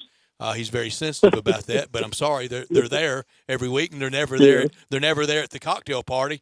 If the Jags click their heels and they move today, would they be missed? if a tree fell in the woods, would it make any noise? No. Look, there's a hardcore fan base here that would miss them, but people would actually be surprised as far as how many people would not. That was an incredibly dumb decision to have not one but two games in London. They're back-to-back weekends. What message is that sending your fan base? Has not been well received here. Sean Conn, the owner, has a real disconnect with the fans as far as how he thinks they'll view things like that. So one of many dumb decisions for this organization over the last 25 years. But the way I read that story, Brent, and I'm not saying it isn't dumb because you alienate your own ticket fan base and all your fans. But they are getting so much money from the National Football League for those two games. The way I read it was they would go from the bottom quarter of all teams' local revenues to the next grouping. So, in other words, there's the top 25%, there's the top 50. They would be in the top 75 instead of down at the bottom, like last out of all 32 teams. This would get them above 8 other teams. And so, and Shad Khan's from London, isn't he, Brent? Yeah. And listen, the three of us understand that, but I can tell you the only thing that matters to this fan base is that's not one but two games they won't be able to see at home, and that disturbs them greatly. Now, their contract in London runs out after the 2020 season, and Con wants to get it extended, but the fan base wants they want 8 home games here, not 6 or 7. So. And Dave's right about the money, but the reality is the fan base doesn't care. Yeah, and the president of the Jags, Mark Lamping, I didn't know him well. I'm not trying to pretend that I did, but I knew of him pretty well when he ran the Cardinals, St. Louis baseball Cardinals, and was the point person. He was instrumental in new Busch Stadium and doing it right there just south of current Busch Stadium, on time, on budget, and never missing a game at the old one or in the new one, never disrupted. It was architectural feat, a marvel, with the blessing of 2 great winners to work on it for him. I'm going to make a bold statement. One of these days, Roger Goodell will move on as commissioner of the NFL. You better keep your eye on Mark Lamping. He's a climber, and he's brilliant. He really separated himself at a distinguished law firm in St. Louis that worked closely with Anheuser-Busch and the Busch family, and then with the Cardinals, and now in another sport, in football. He's no chump at all. What they're also trying to do with this is either get a new stadium or renovate what they've got. And the truth of the matter is, guys, I was there for Florida, Georgia. I was also there for the Taxslayer Bowl. And the truth of the matter is the stadium's fine. And I think that's really kind of what a lot of people feel. I mean, they've refurbished that stadium. They put in a pool. They put in these big video screens, and yada yada yada. Boxes. But Brett's right. The reality is you're still dealing with tarps regardless. So there's only so much you can do at that point. And I can tell you, you don't go talking to your fan base about doing something with your stadium after you take one of their home games away. I'm trying to remember when they redid that stadium in Jacksonville. How long ago was it? Not that long ago. No, it wasn't that long ago. So, as a matter of fact, it's just been a short period of time since they did the amenities of the pool and of the video board. People have asked me the last 2 or 3 years what I think of the Jaguars. I said my reply has been enjoy the pool while you're watching whoever they're playing. Who do you think would have the first swimming pool in the SEC attached to the stadium, Brent? That's what we really need, isn't it? Florida. Yeah. Gators, because that heat, Dave. That's right. That's right. Hey, I tell you one thing. there's been a bunch of these games last fall. If they had a pool, the media would be in the pool. I can tell you that. Last September, look, and I don't know all the historical weather records, but last September, Pure D blast furnace every day of it and at every game. You're right. I wouldn't mind doing it. I wouldn't mind being in a pool doing the game. Well, here's the other thing. I don't get. They put the pool in 2014, by the way. So a lot of renovations. We're talking 6 years ago. Moves fast. Yeah. I don't know what they're doing with it, London. Are they going to put a team in London? If they do, well, really have a bit of flirtation, hasn't it? I mean, let's put a ring around her finger. I can understand Mexico City because that travel is doable, but on a regular basis, London, you crossing a big old ocean. True. Oh yeah, got to cross it twice. Got to get back too once you get over there. Yeah. Oh yeah. And see, Goodell has said that during Super Bowl week that. He wasn't sure that the London situation would be viable for them. Look, that league wants to run the world. I think they are, and be number one in entertainment. I think they'd play every day if they could do it. So it's just a matter of what they can find.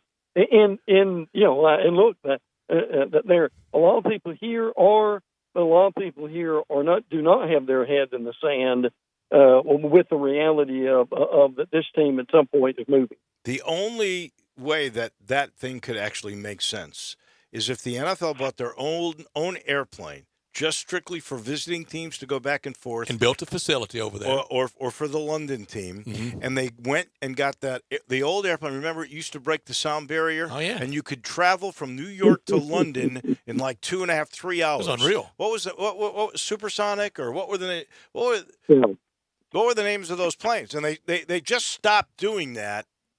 They took those airplanes out of business. Had the funny nose about 2 years ago. Yeah. What was? See if you can. I want to say it's the supersonic or something like that. I don't remember the name. But Brent, here's a really dumb question. Even on that plane, when a West Coast team like the Rams or the Chargers or the 49ers or the Raiders, do they hang a left or do they hang a right to go to London? That's a great. That's a great question. I don't know. I really don't know. If we've got a pilot out there, please text us at 67129. If you're in Los Angeles, you go across the country or you go the other way? Which one's to London? I think you're going across our country. I think so too. If for no other reason, you got the wind with you. Yeah. You got the jet stream with you. Now, Dave, as long as I've been doing radio with Brent, he always leaves me with a thought-provoking question before the end of the segment.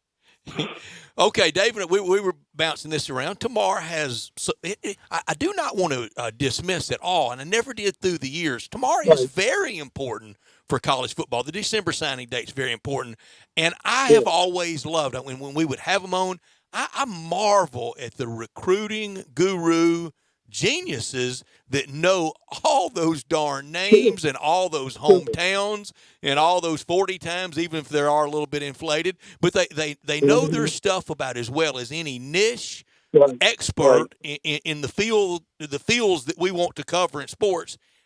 It just never did a lot for me. Tomorrow, what does it do for you? What did it used to do? Dave really liked it. I dreaded these 2 days around it because you never could get all the names down that a listener or a caller or a texter or somebody would know, some nose guard from Pig's Knuckle, Texas that you didn't know about. Mm-hmm. Well, you mentioned Travis Reier a few minutes ago. Travis and I actually he started it, but I helped him work on a recruiting magazine years ago, Is that right? And have seen how seen how recruiting has matured over the years into the cottage industry that it is now.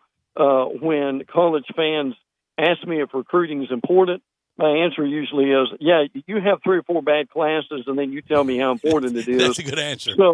So the reality of it is tomorrow, the early signing day, guys, is really kind of taking a lot of the steam out of what tomorrow normally would have been. because tomorrow would have been a day when a lot of people like me would have been, we would have been off. We would have been doing multiple segments and just as clued in, and we still will be to a degree, but because of the early signing period and the late signing period, it is different now. That there's still some guys out there who could be difference makers, but a lot of the hay is in the barn, shall we say, for most of these schools that we cover. The by the way, just a little aside, because we've had a million texters let us know. One, it was called the Concorde. Two, you fly across the country. So that's been answered. Well, thank you. My thing for you, since you brought it up, is I bet they know about some running back in Pigs Knuckle, Texas, too. When I first started in doing talk radio in 1983, there was a guy who was around my age that worked in Nashville, and he really made his reputation. I think he still works. No, Bill King. Bill King. Oh, Bill King, superstar. Yeah. And a great guy. And you know what? Bill King's memory is unbelievable. He never missed a kid, and he did it. Like, he might have a note or two, but his recall of those kids, every one in the SEC, every one of them, it was amazing. Did you is. Did you know him? Yes. Listen, and I will give him credit for this. Part of the reason that I'm in talk radio today is because of Bill King, Bob Bell, and Doug Matthews on WLAC in Nashville. Wow, that's very nice. And let me tell you something. I used to tape their segments because they were as you guys know, they were a blowtorch. Yeah. At night, and you could hear them in Jacksonville, Florida, just like they were next door. Sure could. So, so Bill, but Bill still does a show in Nashville. He did a show on Sirius Radio for a while. But there's no doubt. Listen, Bill started. Well, Bill was one of the guys who made it a cottage industry. There's no question. Brent, who is our buddy, and I think he's passed on now in Birmingham, and it did not age well in the Twitter universe, as they would say, the kids would say today, that said John David Phillips would be better than Peyton Manning. Yeah. Who was it? Was it Lee Davis? Not Bill Lumpkin, was it? No, it wasn't Bill. No, it wasn't Bill, who, by the way, is a huge Mississippi State fan. I didn't know that. We had Bill Lumpkin on forever. I never knew he was a State fan. If I remember that right. But I've got to think about that, Brett, because I he remember. Missed. Yes, by far, to say the least. So, but yeah, there have been some interesting ones that are missed. But I'll say this: recruiting now, to these guys' credit, it is a lot more accurate than it used to be as far as the measurables and what they can figure out and where these kids are going and so forth. I still love it, and I still appreciate it greatly. I know that not everyone does, but look, when you trace out a lot of these recruiting classes, that it equates to these folks being in the playoffs and being ranked very high, and the coaches who are elite recruiters are the ones who have won championships over the last few years. Do you think this early signing period will stay? Because it gets in the way with teams that play in championship games. It gets in the way of people who are trying to gets in the way of Christmas of getting bowl games and preparing for bowl games. And frankly, it has belittled this date in February. And, you know, by the time you have this one in February, you're taking the fun out. Your coach is going to be your coach. There are sometimes you could actually get a recruiting class like Mike Norvell, and then you leave. It makes no sense, that early signing period, to me. Well, and imagine being a Michigan State signee or commitment right now after Martin. What happened there? Why now? What made him decide to step down? Got his check too. I think a couple things. One was he had a big check coming, as Brett said, after January the 15th. I think the major thing that happened was, and look, we don't know yet. We're just trying to connect the dots. Is his former recruiting coordinator has a big lawsuit, and there's some possibilities of, were there recruiting violations?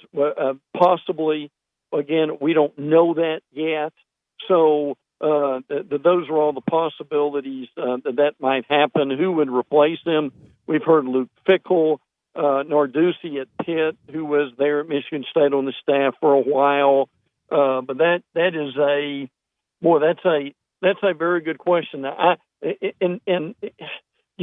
You guys may remember one, but guys, I don't ever remember anybody resigning the day before National Signing Day. Do you? Ken Hatfield did it about 2 weeks before National Signing Day to go to Clemson when he left Arkansas, right. and Coach Broyles really did not appreciate that at all. All right now I got Rivals rankings in front of me. Y'all tell me the one that doesn't fit, because, for years we heard, and look, it all got sorted out, but, Ole Miss just wasn't supposed to be in there. Tell me now somebody that doesn't fit that better be careful, because if you don't fit, we know the establishment comes at you pretty hard. Georgia 1, Clemson 2, Bama 3, LSU 4, Ohio State 5, A&M 6, Florida 7, Oregon 8, Auburn 9, Michigan 10, Tennessee 11, Penn State 12. Everybody's quiet. Oklahoma 13, the U 14, North Carolina 15. Michigan and the U for me. For me, A&M, because you didn't mention Texas yet, which means they're getting more of the teams out of Texas. And then North Carolina. Where's North Carolina coming in? They've always been third or fourth in the ACC. Well, Mac's not taking a big swing at it here at the end, is he? He's a little like the other Texas coach that got fired that has still fire in his belly, Rick Barnes. Mm-hmm. Yeah, and listen, guys, Southern Cal was 85 a few weeks ago, which is sacrilege.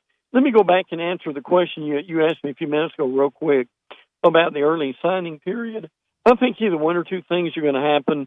I think they're either going back and just have one day on the first weekend of February, or what I think they're going to do is they're going to really make it early, meaning that they're going to do something in like August. Yes, like August or something like that. That would be practice time. But here's the craziest thing about that. Okay. Yes. How many coaches move every year? Gobs. There's a lot of them, and I agree. There's a lot of them. So now all those guys that signed early are going to be petitioning to leave their school. August, again, makes no sense. February makes the most sense. I don't know why you wouldn't want to keep it in February. It only worked for 50 years. That's bingo. Bingo. Yeah, that's it. But they want to do something where they can, and this is probably, I think, why they'll have two of them, like we do in other sports, that they want to be able to do something to get to where they can get it out of the way. So if it, and the reason it's in December now is because the JUCO sign in mid-December, and you've got 3 days for that. So, but you guys are right. It's where it is for right now. But the coaches are glad to have them done. But it's a real pain to have to deal with that in mid-December. Yes. He's Brett Beard. We visit with him every week. We covered a lot of topics there. That was good. We went by the way, we went from London left and right. Bob Bell, a blessed memory. One of the great all-time voices. His voice was so low. He used to do this. The University of Tennessee, when they were doing those, remember they used to do pay-per-view games? Yeah. Back before they were all, so there would be like two that weren't on or whatever. He would always do those games. Yeah. I loved him. He was a really nice human being. And listen, you guys will appreciate this. There were many a night when, because they had a late show during the SEC media days, to where they were the only people in Radio Row that night after everybody's gone home. Yes. Y'all remember that? And enjoying themselves, Brent. Yeah, immensely. Bob, I'm sure. Yeah. If y'all remember, There's Paul Eels was kind of in that clique in mid-'70s before he went to Arkansas. The first time I heard the Bill King Bob Bell combination was with Charlie McAlexander. And Charlie. Yeah, right. What a tree. Yeah. Thank you, Brent. Thank you, Brent. Appreciate it. And by the way, it was Charlie. Charlie. It was Charlie. It sure was. How many different SEC schools did he work for? All of them. That's amazing. Thank you. Thank you, Brent. Walk down memory lane with Brent Beard. He's brought to you in part by Ken Garland, Custom Home Builders. Ken knows it's a big decision. You're going to redo your house. You're either building one from scratch or you're doing a renovation, and I call it renovation with innovation, and there's nobody better than Ken Garland at doing that. I promise. Go look at his stuff. KenGarland.com. You may have land in your family. You're not sure what to do with it. He knows. He'll build you a beautiful home. Or maybe you're looking for land. There's a new development he's involved in. It's a gated community by Boyle. It's called Alaylon. It's right at Messick Road, east of Kirby, all the way to McVeigh. 4-bedroom homes starting at $875,000. You can go that way or any way you want to with Ken Garland, the best in the business. You go back to his dad, we're talking 50 years in this market. Go see why. Again, go to the website and then call 751-1632, 751-1632, or online at kengarland.com. Back in a minute when we return, National Football League front and center with our friend last time this year with Jeff Moore on Sports Time on Sports 56 with Wolo and Stats. Sports 56 mornings with Peter Edmiston and CJ Hertz. Weekdays from 7 to 10. Only on Sports 56, 96.1 and 87.7 FM. Mid-South Power Distributors is your source for all things diesel.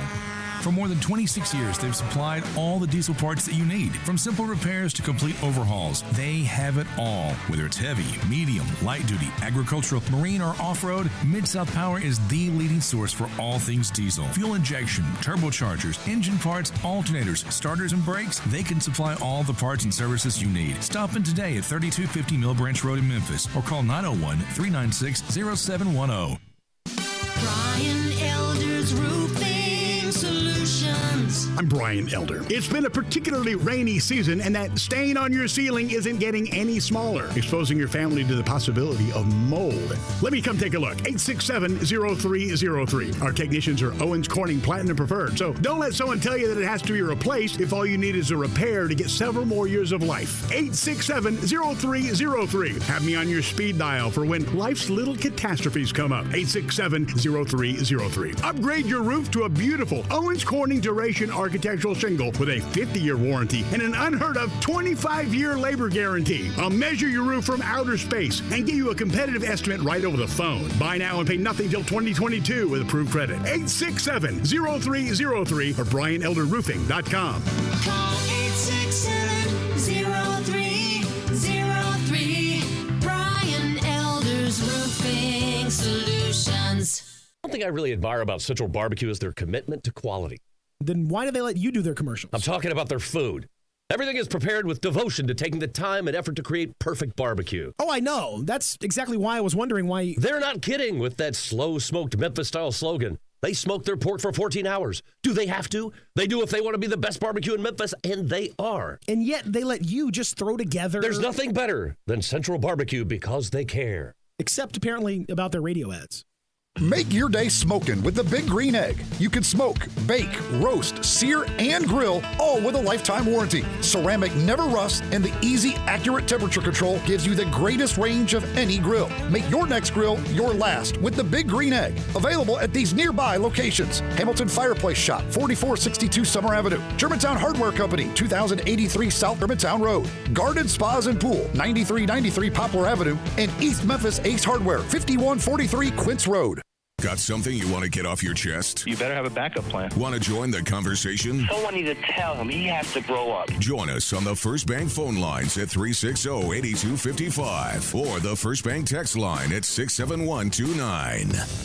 Now, more of Sports Time on Sports 56 with Wolo and Stats. This hour of Sports Time is brought to you by Homer Skelton Hyundai. Here once again are Dave Woloshin and Brad Norsworthy. Welcome back into the Family Leisure Studios. It is always a reminder, seasons go, seasons come. This is a sad day for me when I have to say goodbye to Jeff Moore. And Jeff joins us for the last time to talk Super Bowl, and I thought we had a really, really good one. I thought going into the game, it was one of the hardest to pick that we had in several years, and truthfully, I thought the game lived up to the billing. I did too. I thought it was a just very entertaining game, offensively, defensively for both teams. The players stepped up and made the plays they had to make when they had to make them, and then of course, they fought to a tie at halftime. I mean, it was just. I thought just coaches well prepared, players well prepared, very entertaining, good offense. Chris Jones on defense for Kansas City was a big surprise. I mean, he really stepped it up in crucial situations. They just seemed to want it more. When all was said and done, they just dug down deeper. Did Kansas City win it, or did San Francisco lose it, or was it a little bit of both? I thought it was a little bit of both. I mean, I think, one of the things that was pivotal for me was when Patrick Mahomes was not playing well with the 2 interceptions. But for him, first of all, his coach to tell him to keep, trusting his eyes and throwing it down there, and him not hesitating at all, even in light of those interceptions, that showed a lot. I think as a quarterback, he definitely outplayed his counterpart for the 49ers. Yep.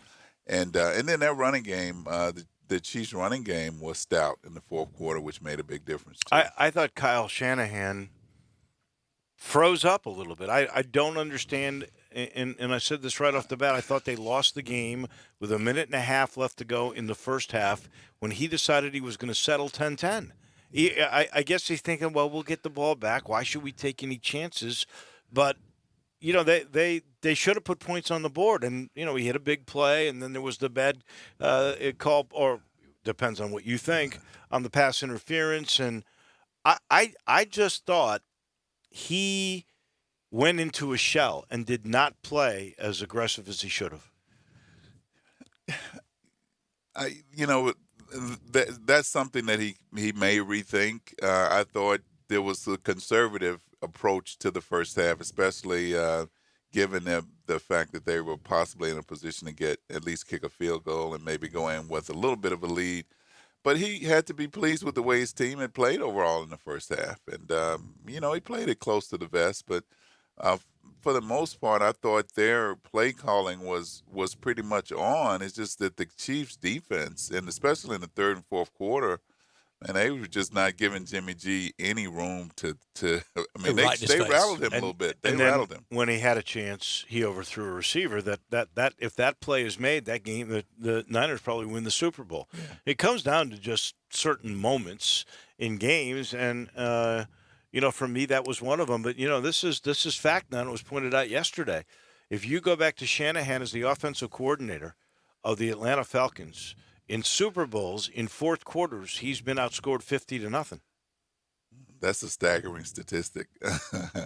Of course, the Patriot game, the Patriot loss, the Patriot win against when he was with the Falcons was just one of those epic performances, I thought, by Brady, to bring the team back. But again, the players got to make the plays. I mean, the coaches are going to put them in a position and make the calls.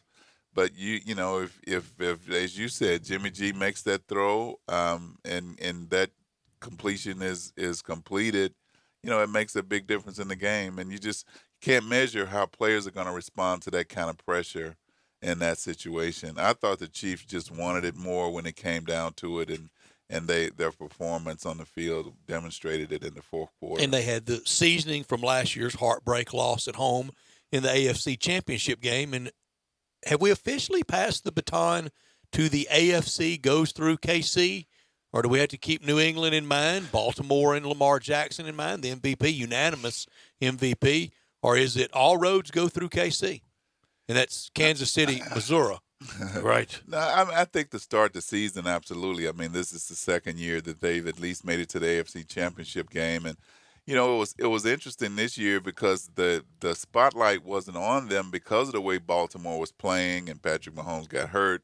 And it really, I thought the Chiefs kind of flew under the radar for the most part of the season this year until it got down to the playoffs and they were playing well.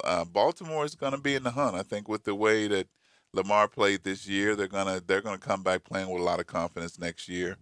But the Chiefs have something special at quarterback, and that win as champions now. And again, I think it's significant that that was their second year in a row going to the AFC Championship game. You look over at the NFC, and the team that was in the NFC Championship game last year, wasn't even in the playoffs. So something special is happening in Kansas City for sure, I think. The odds makers in Vegas in their early line for next year have both Kansas City and San Francisco returning to the Super Bowl, best by odds anyway. You've just talked about Kansas City. I'm with you. I mean, here's a young team that, right in their prime. They've already got that torturous DNA from losing the AFC Championship game. They come on and win. Most of the time, Super Bowl losers get lost in the desert. This young San Francisco team, though, is way ahead of schedule. I mean, they weren't supposed to be there for 2 or 3 years, and here they are. They land in the Super Bowl. I don't think they're going away. Is Jimmy G a free agent? Could they pass on him and try to go after somebody else? They can pass on him. If he plays, if they want him back next year, his only option is to be in San Francisco. They've got the option year on him. I can't imagine they wouldn't take him because I think he's only going to get better. But what do you think? No, I think they have the nucleus of a really good team. I think, though, history does demonstrate that the loser of the Super Bowl does kind of drop off the map. So we have to see what happens. But when you've got the kind of defensive front with those young players that they have and then the running game that they have, and those guys are young as well, I think Jimmy G is a good quarterback that can get better. I didn't think he played that well, especially in the second half, but he can learn from that, and I think he'll be better. He's got a great play caller in Kyle Shanahan. Yeah, I think they're going to be – I would expect them to be in the hunt next year. They probably need more at receiver. Deebo Samuel's probably their best receiver, but they need more. I don't know if he's the one guy. He's probably a good complement guy. I agree. I'm curious because we're without pro football, right? After last Sunday. Wait a second. Here comes you got the St. Louis Battlehawks teeing it up Saturday. The XFL. That's the only nickname I can name. Can you tell me if you think I think they'll play a championship game? Will they play a second year? It appears that they really have that the NFL has embraced them and is pulling for them and kind of supporting them is kind of at least not working against them. And I think that's huge. Yeah, I think they've got a chance. They've got a chance. We'll have to see. I'm pulling for them. Here's why I think they make it. One, they got enough money because the guy's worth $7 billion. Isn't that what he's now worth? And he's already put up like 300 or whatever million. Here's the other thing: they got 2 good TV deals. Remember, they've got a couple. Yeah. They've got great TV partners. They got ESPN and Fox, the big Fox. Mm-hmm. And there was one game on the big CBS, and all the others were on CBS Sports Net, which pays nothing. Nothing. They promised us the championship of the AAF would be on CBS, but something happened before we got there.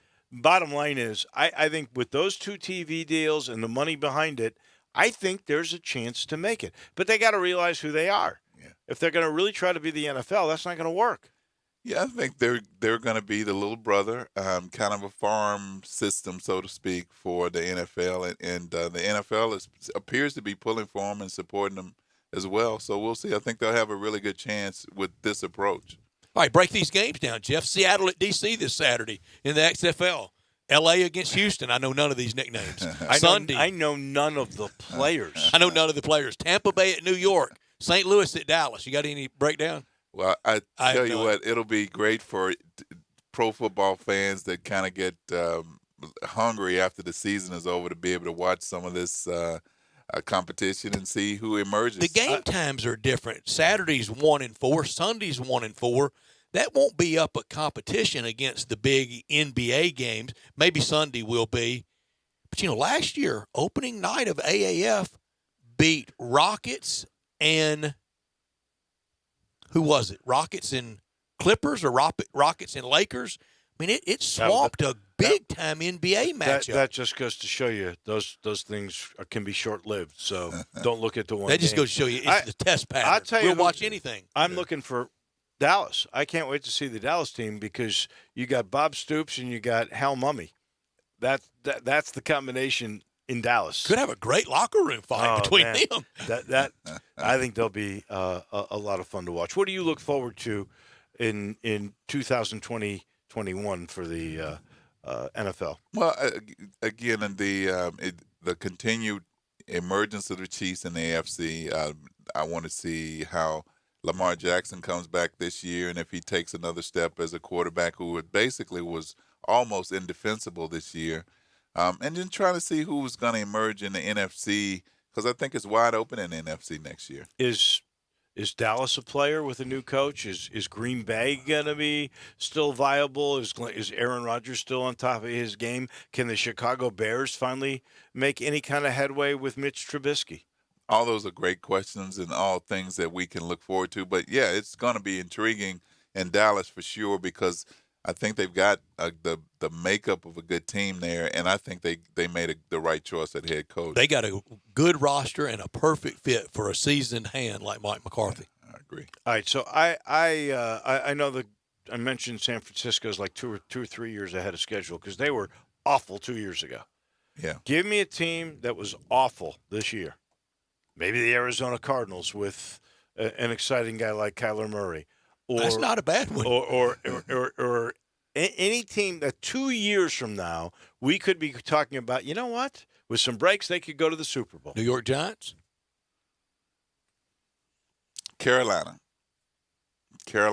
I think, we'll see how they recover with a new head coach who's a good head coach and some good core players. We'll see. Cam Newton going to be a star then if they come back.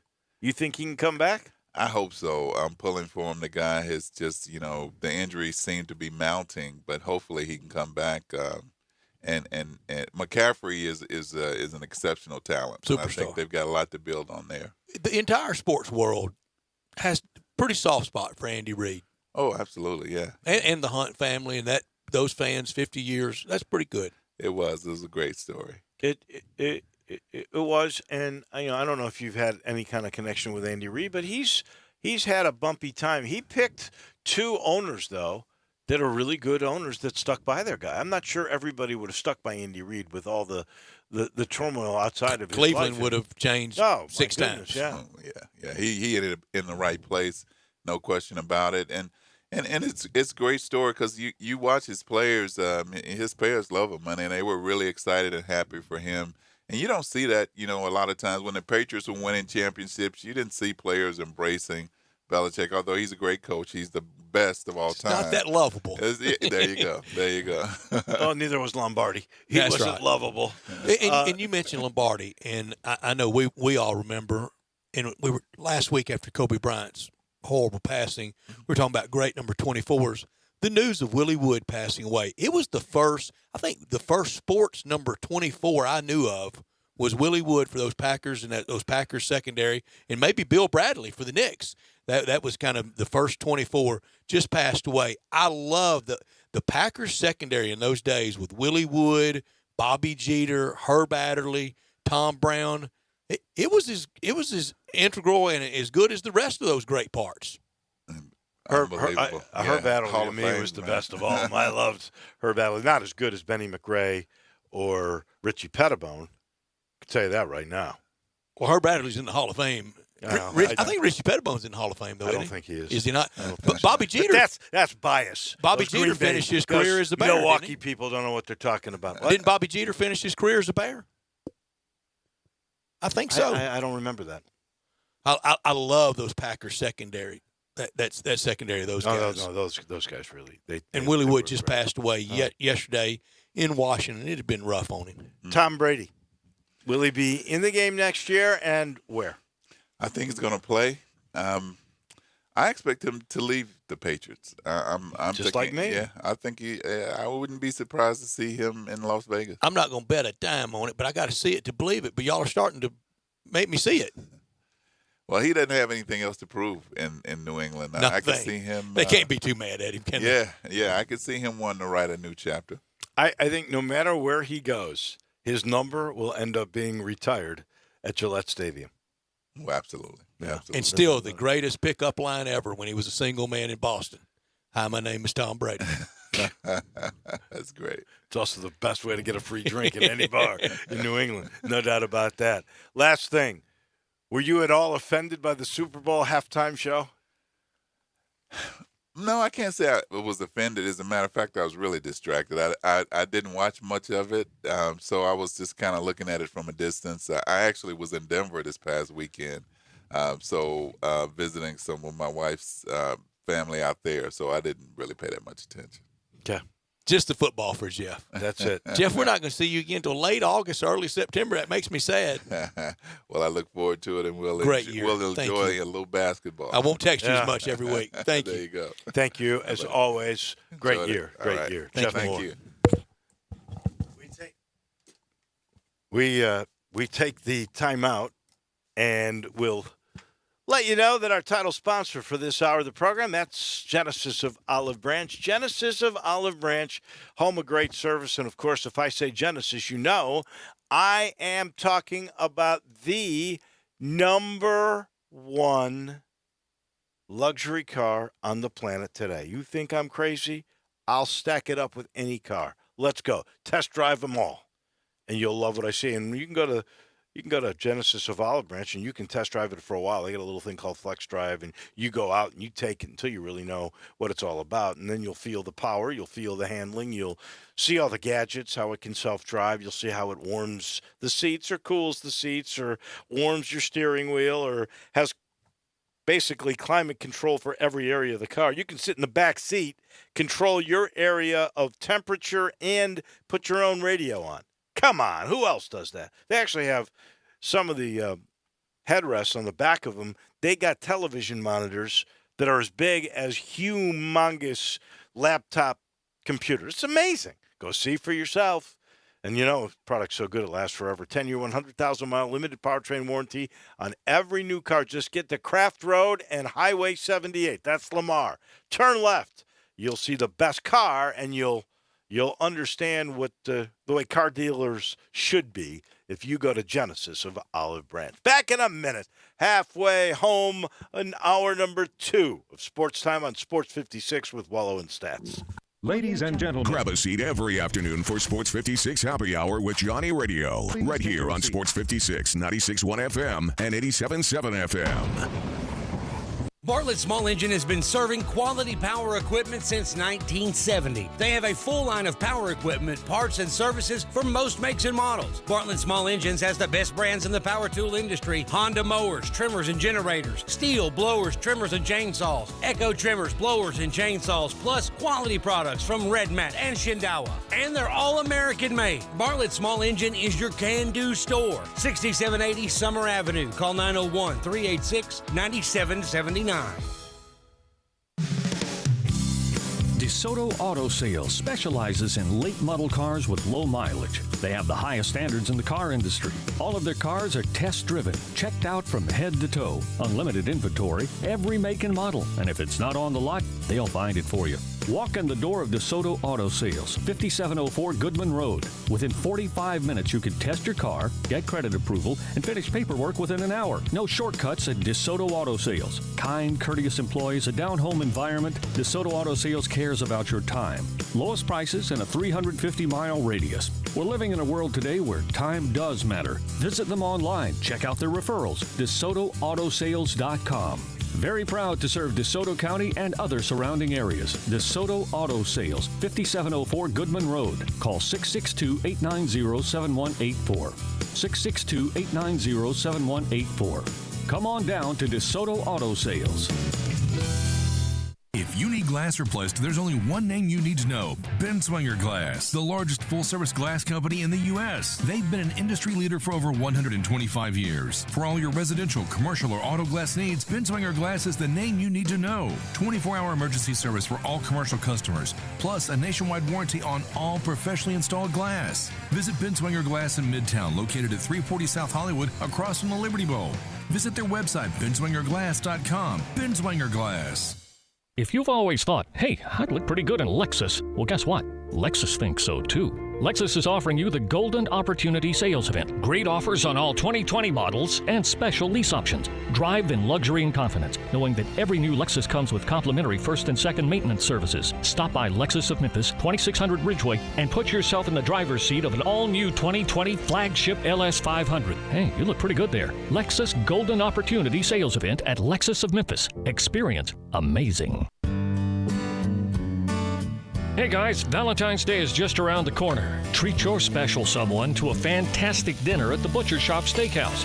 In addition to the full menu, the Butcher Shop is offering their famous Dinner for Two special all weekend long, February 14th, 15th, and 16th. Start the evening with a glass of house wine, champagne, or beer.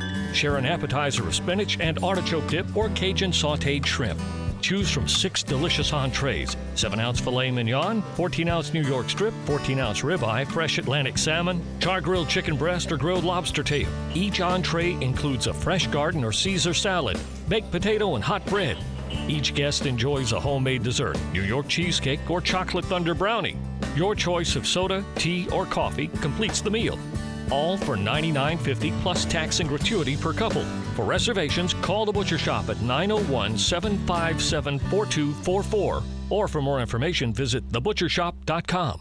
Now, more of Sports Time on Sports 56 with Wolo and Stats. This hour of Sports Time is brought to you by Homer Skelton Hyundai. Here once again are Dave Woloshin and Brad Norsworthy. Situation wrecks me. I can't stand the way you do it. We are cruising through our second hour here. You were at the Grizzlies game last night. We touched a little bit on all of the controversy after the game about Andre Iguodala and the big. It's amazing now with social media how something can blow up so quickly. With one guy in a locker room saying it, and it gets picked up. It was the number 2 story this afternoon on ESPN.com, which is pretty amazing. And everybody's got to respond to it. But what about the game? Here are the Grizzlies now. They're 500 again. 25 2 and 25. games ahead of everybody now in the bottom part of the Western Division. They've got the 8th spot. And they're comfortable in the 8th spot. It was an ugly game. First quarter was pretty. Second, third quarter wasn't much, and the Grizzlies were able to put away Detroit. They were playing a back-to-back and won a narrow game on Sunday. You know, you could They're see not very them good. At the end of the third quarter, You into could the see fourth, they just wilted. You could see it, and all the back-to-backs. We just can't do it anymore. Nobody can do those. Well, you know what? I will say in defense of that. The pace of the game that's true is so much better than it was back when I started watching this game in the 70s, where you would walk the ball up on offense and start your sets, and then you'd play hard. There wasn't that many fast breaks. They would come on some turnovers. Some teams, and really, the first one that I really saw do it beautifully was, I told you it's my favorite team besides the Bulls, was the Lionel Hollins, Bill Walton, Portland Trailblazers that won the one title. In 77. They really were, I thought, a team ahead of their time. And we see that all the time. And honestly, I think that's a part of the reason why they can't play the back-to-backs like they could back then. They can't. Because Lord knows they got everything else. Those guys used to have to get up early in the morning, travel on commercial, go to regular hotels that didn't have beds that fit them. And now they've got all that. They got private airplanes. They stay in the same city overnight now because they've done the science on sleep. I've never seen it. It's got to be pace of play. I've never seen anybody more tired than LeBron James always talks about being. But he probably is, and I think they will eventually get rid of any back-to-backs. Maybe so. I don't know how you're going to play 82 games in that time period without some back-to-backs. But you won't see 4 games in 5 nights like you used to. No, you sure won't. I don't know. Three free throws to make too. Do we have 3 games in 4 nights anymore? It's rare. I think you still have a couple of those. A couple of times, but when do you start the season? So you're Labor Day. You're saying this next stretch that is coming up will really be, and I think most people have been writing about this for the last couple of weeks. This will be the true test to see if you are indeed going to remain a playoff team. I don't know if it's the true test, but it can certainly be humbling and an eliminator if you don't scratch many times. I just don't think there were many wins in February preseason, and I don't think there are many now with the way the season has developed in all these road games. It's going to be rough. All right, give me the next 6 games. 3 on the road: Dallas, Philadelphia, Washington. Home against Portland, and then the next 4 on the road at 7 against Sacramento, Lakers, Clippers, and Houston. Just not many wins in there. If you walk away with 3 wins out of that grouping, how many games was that? 7 or 8, rather. 8. If you are 3-5, you're still very much in it. Well, if you're 3-5, that's handstands. Washington's a game you can win. The home game is a game you can win. That's the last one of the road trip. Could be one eye on getting home, and it could be a bad Washington team for sure. Got to get Portland at home. Portland's rolling; they're red hot. So, and there was one other game. Sacramento. Sacramento. Those three are winnable games. And then you get back home, and it's Sacramento. So that'd be a pretty soft landing. So that would be 4-5 in a 9-game stretch. Would leave you 1 game under 500, and I would imagine you would be pretty much right there, 2 games ahead of the competition. And March is not easy. Rounding out the April portion, not easy. From when the schedule was released, it was very conducive early to about now, and it has been. Still surprising. I didn't think this team would win 25. No. The Vegas over and under was 26.5. They're there now. So you just went through the month of February. I'm saying you can get, what did you say, 4? 4 would be great. Already got 1. Get 3 more would be great. We'd have to go over February and April. Their magic number, not the real magic number. It's 31. But if they were to win, so they got 32 games left. 14 games might get them in. 14 might go a long way. 13 even. 38, 39 might go a long way. I don't know what 37 or 36 gets you. Man. How hot does Portland It's stay? going to be interesting. Make the playoffs or not? No, I don't think they will. I think it's real close. I guess if I had to put money on it, I would say no. But it's going to be really, really close. And, with the way Ja and Dylan Brooks are yapping, I mean, first of all, let's see what happens with the trade deadline before we really declare. That's fair. Wait till Thursday before you declare. We've got to take a timeout, top of the hour break. We're back in just a minute. Hour number 3. It'll kick off with Beau Marchant. Stick around. This is Sports Time on Sports 56 with Wolo and Stats.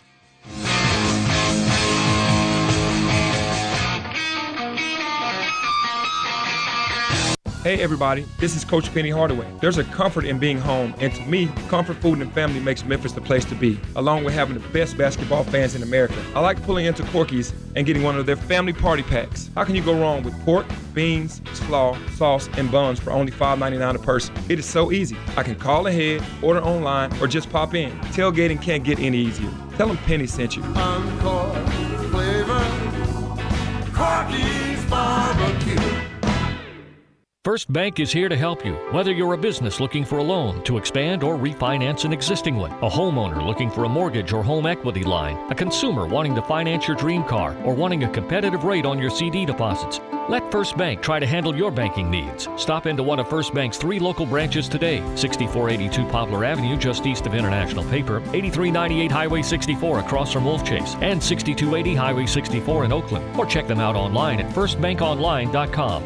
Member FDIC, Equal Housing Lender. Hey, fellas, Valentine's Day is creeping up on you. It's February the 14th. Have you even thought about what you want to get for your lady so she'll know how special she is? I'm Bill Russell, owner of Russell Brothers Jewelers, and this is going to be my 51st Valentine's Day, helping Memphis guys say I love you to their girls.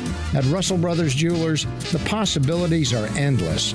Rings or earrings, pendants or bracelets, we can help you find just the right piece, a piece that will make her eyes sparkle, will make her heart beat faster, and beautiful jewelry will always last a lot longer than flowers or candy. Gold or silver, diamonds or other exquisite jewels, let us show you how our quality and beauty, our value and service combine to make your Valentine shopping an enjoyable experience. How do you keep your Valentine happy? It's so easy. With a piece of magnificent jewelry from Russell Brothers Fine Jewelers, 4646 Poplar at Perkins. Make your day smoking with the Big Green Egg. You can smoke, bake, roast, sear, and grill, all with a lifetime warranty. Ceramic never rusts, and the easy, accurate temperature control gives you the greatest range of any grill. Make your next grill your last with the Big Green Egg. Available at these nearby locations: Hamilton Fireplace Shop, 4462 Summer Avenue; Germantown Hardware Company, 2083 South Germantown Road; Garden Spas and Pool, 9393 Poplar Avenue; and East Memphis Ace Hardware, 5143 Quince Road.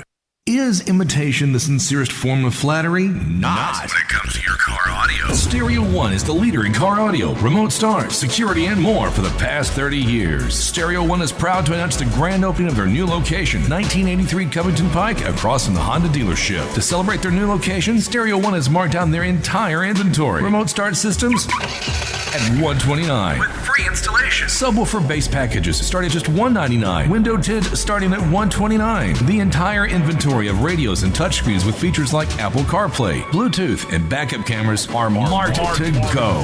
Check out Stereo One before you buy online. Their knowledge, friendly sales staff, and pro installation team will take care of you. Visit the Stereo One new location today, 1983 Covington Pike, across from Honda, or visit their mega store at Mendenhall and Winchester. Make sure you go to the originators and not the imitators. Stereo One is still the one for your auto accessories.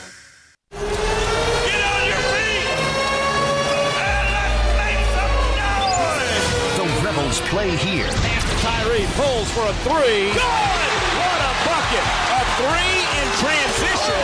Dunked by Buffin. Oh my goodness! Yes! Schuler fires a three. Good! Devontae Schuler with a dagger. Catch the action all season long on your exclusive home for the Rebels.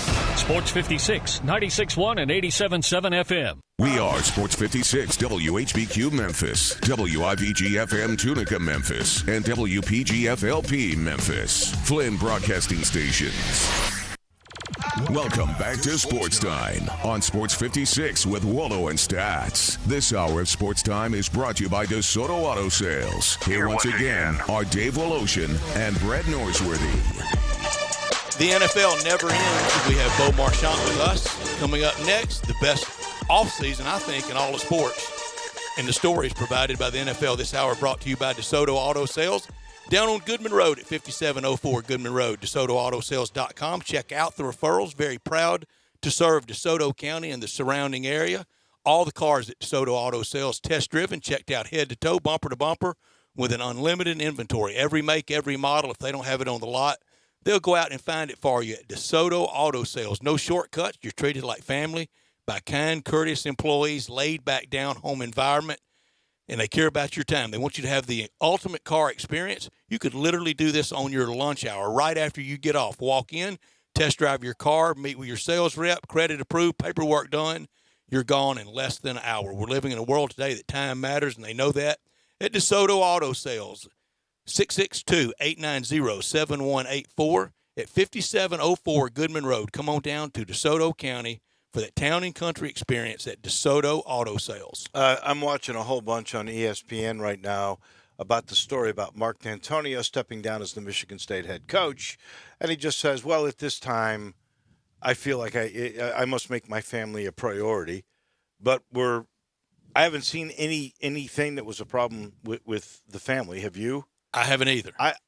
Family's always very important when they're ready to get out of town. It's the most amazing thing here at this point, the day before signing day, that this guy is stepping down after 13 seasons as the head coach? Look, we have it across college sports. SEC certainly not exempt. No place is.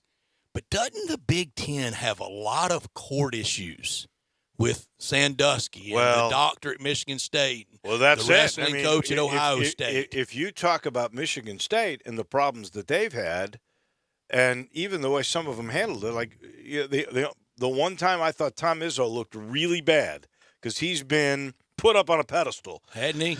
But over the gymnastic team doctor, he looked horrible. So look, their president lost her job because of it. Their AD lost his job because of it. He's been able to make it. I have no idea if there's any connection with that with D'Antonio, but the timing of this is so curious. That's all I can say. We turn our attention to pro football one more time, and that is with our man from collegetopro.com. That would be Bo Marchant. And, you know, we've talked already a little bit, but what a Super Bowl it was. It lived up to the billing. Maybe not the greatest game ever played, not the greatest skill level that we've ever seen, but we saw a great comeback by a young guy who's going to be the face of the league, who is the first guy ever in 3 straight postseason games to come back from double-digit deficits. He was something.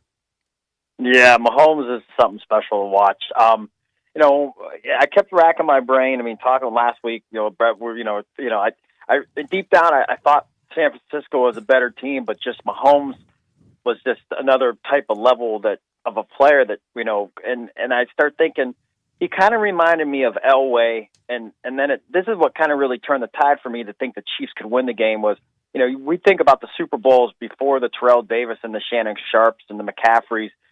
You know, Elway was basically a one-man band of sorts, you know, and then when that team surrounded him, you know, they won back-to-back Super Bowls, and I kind of thought, you know what, Mahomes is on that Elway level where you really are playing at a different level, but the Chiefs are a really good football team. So it kind of coincided with, you know, the defense is playing well and Mahomes is special. And I thought the thing that I was most impressed Sunday with in Patrick Mahomes was his toughness. When Jimmy Ward made that hit, you could have almost thrown a taunting flag the way he got up and kind of taunted, you know, Ward when he was sitting on the ground.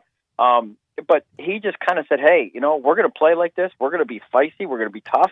And we're going to bring it. And you're not going to take me down. And lo and behold, you know, one of the comebacks that we're going to talk about for a long, long time. We will talk about it a long time. And right now in NFL head coaches by seniority in the current job, boy, there's a common denominator among the top 6. Bill Belichick's number 1 in New England. He's got all those rings. Sean Payton, 2 in New Orleans, champion. 3, Mike Tomlin, Pittsburgh, champion. 4, John Harbaugh, Baltimore, champion. 5, Pete Carroll in Seattle, champion. 6, Andy Reid, now a champion. Doug Peterson down at 11, also a champion. Yeah, you know, it was, you know, we were family and friends were watching it, you know, and I don't think really anyone had an invested interest on who won the game or a dislike for any team. But, you know, we're towards the end, they're like, why are you rooting for the Chiefs? I go, I'm really not rooting for the Chiefs. But I said, you know, I said, if you want to see anybody get a ring out of everybody involved in this, I said, you got to say you want to see Andy Reid get a Super Bowl ring. I said, I mean, is anybody more deserving? I mean, they kind of were like, yeah, you're right. And, you know, that kind of settled that matter. I mean, I'm glad for him because it would have been such just a asterisk against his name if he was unable to pull this off. And then he would have had 2 Super Bowls without a victory. So, I mean, him pull even par from the loss that, you know, to New England when he was the head coach of Philly, you know, it just puts him on par. And, you know, it's sad to say, you know, we put so much stock in the Super Bowls and how these guys are. And if you don't have one and where do you know, but I mean, needless to say, an offensive genius and just finally he got over the hump and was able to call himself a Super Bowl champion. So, you know, kudos to him and his staff, you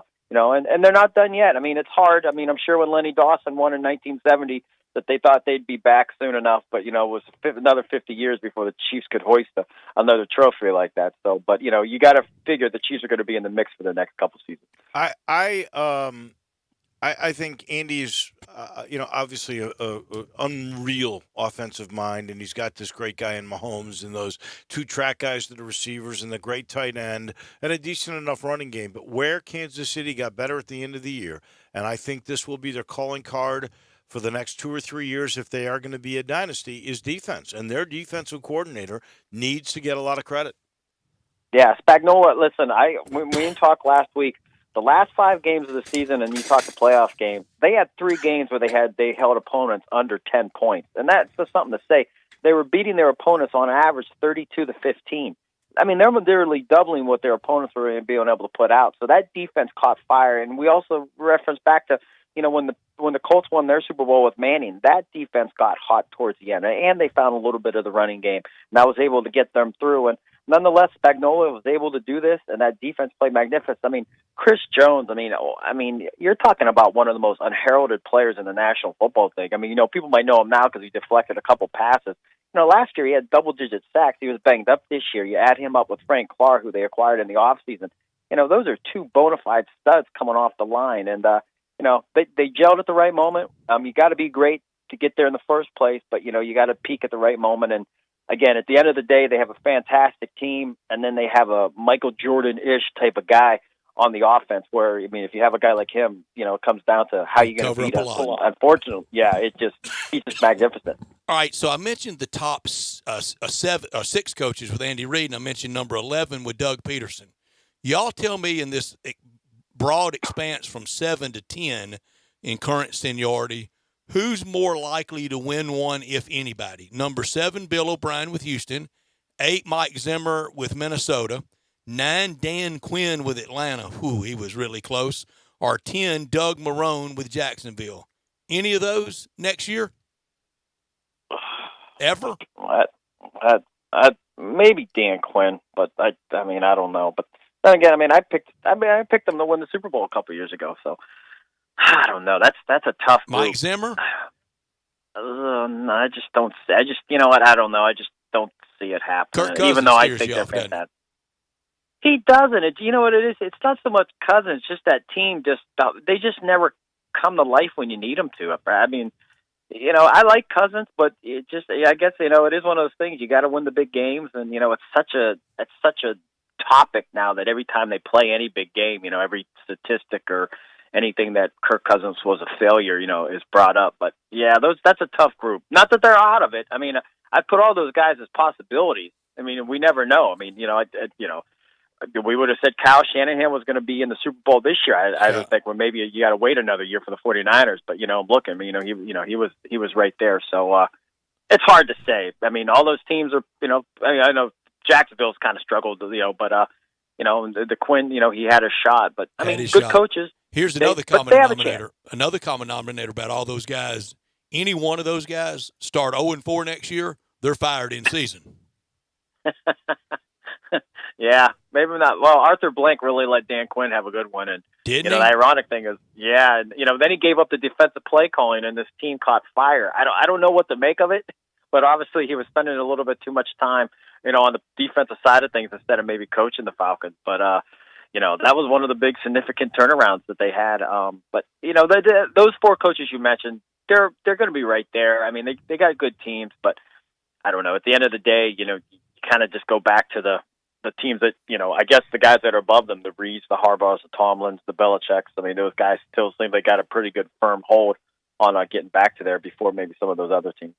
Tell me, the San Francisco 49ers, 2 or 3 years ahead of time, nobody expected them to be in a Super Bowl this year. Who, 2 or 3 years from now, is a team that we're not thinking about, but you think could be a Super Bowl conversation piece in 2 years? Well, maybe Doug Marrone and Jacksonville. They could be a team. For the longest time, it was the Rams and the Titans. The Rams finally got there. One of those teams I always thought fondly of were the Titans. I don't know.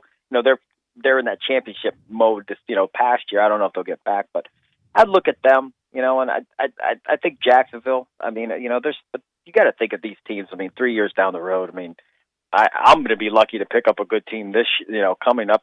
No kidding. It's hard for me to pick this year. Yeah. So, I mean, I'd like to say Jacksonville. I just like some of the pieces they have, but again and again, things change so quickly. And Cincinnati with Joe Burrow. Yeah, I mean, teams change. I mean, cliche thing would say Cleveland, and then after they're 0-6, you'd say, well, maybe next year. Yeah, I mean, so it's a great question, though. It's really a great expands question. the mind. And couldn't you really say, with the nature of the NFL, and this is, Tagliabue, Goodell, Rozell's dream come true, couldn't you really say any of them? You could. I mean, think of Buffalo, think of New York, and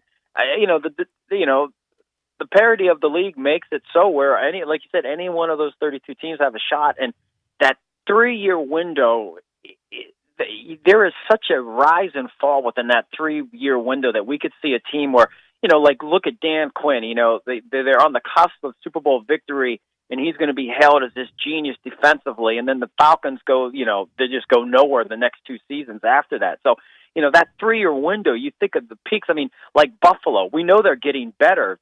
Did they already peak? You always assume next year is going to be a better year. No one ever plans on taking a step backwards, but it happens. Is Buffalo that somebody has transcending to. team? Yeah. Somebody has to go are they backwards. the next team up? Yeah. So it's great question. This will be something when we hang up I'm actually going to think about. Okay. I asked this a little earlier too, but you are a pro football guy. What's your thoughts on the XFL and their chances of being around a year from now? They might be around for a year from now because they got deep pockets. But at the end of the day, and my personal thing is, right now I'm on the draft mode. And I don't want to watch any more football. Now I want to watch the rest of basketball. I want to watch March Madness. Golf's going to start up. Baseball. I'm done with football. Even I told my wife. Yeah, I told my wife yesterday. That or the other day ago. I'm so glad this is the final game of the year. I love it. I adore it. But I'm done. I don't. Next Sunday, I don't want to watch any more football. I just want that break. For me, it's the break of me getting away from the game.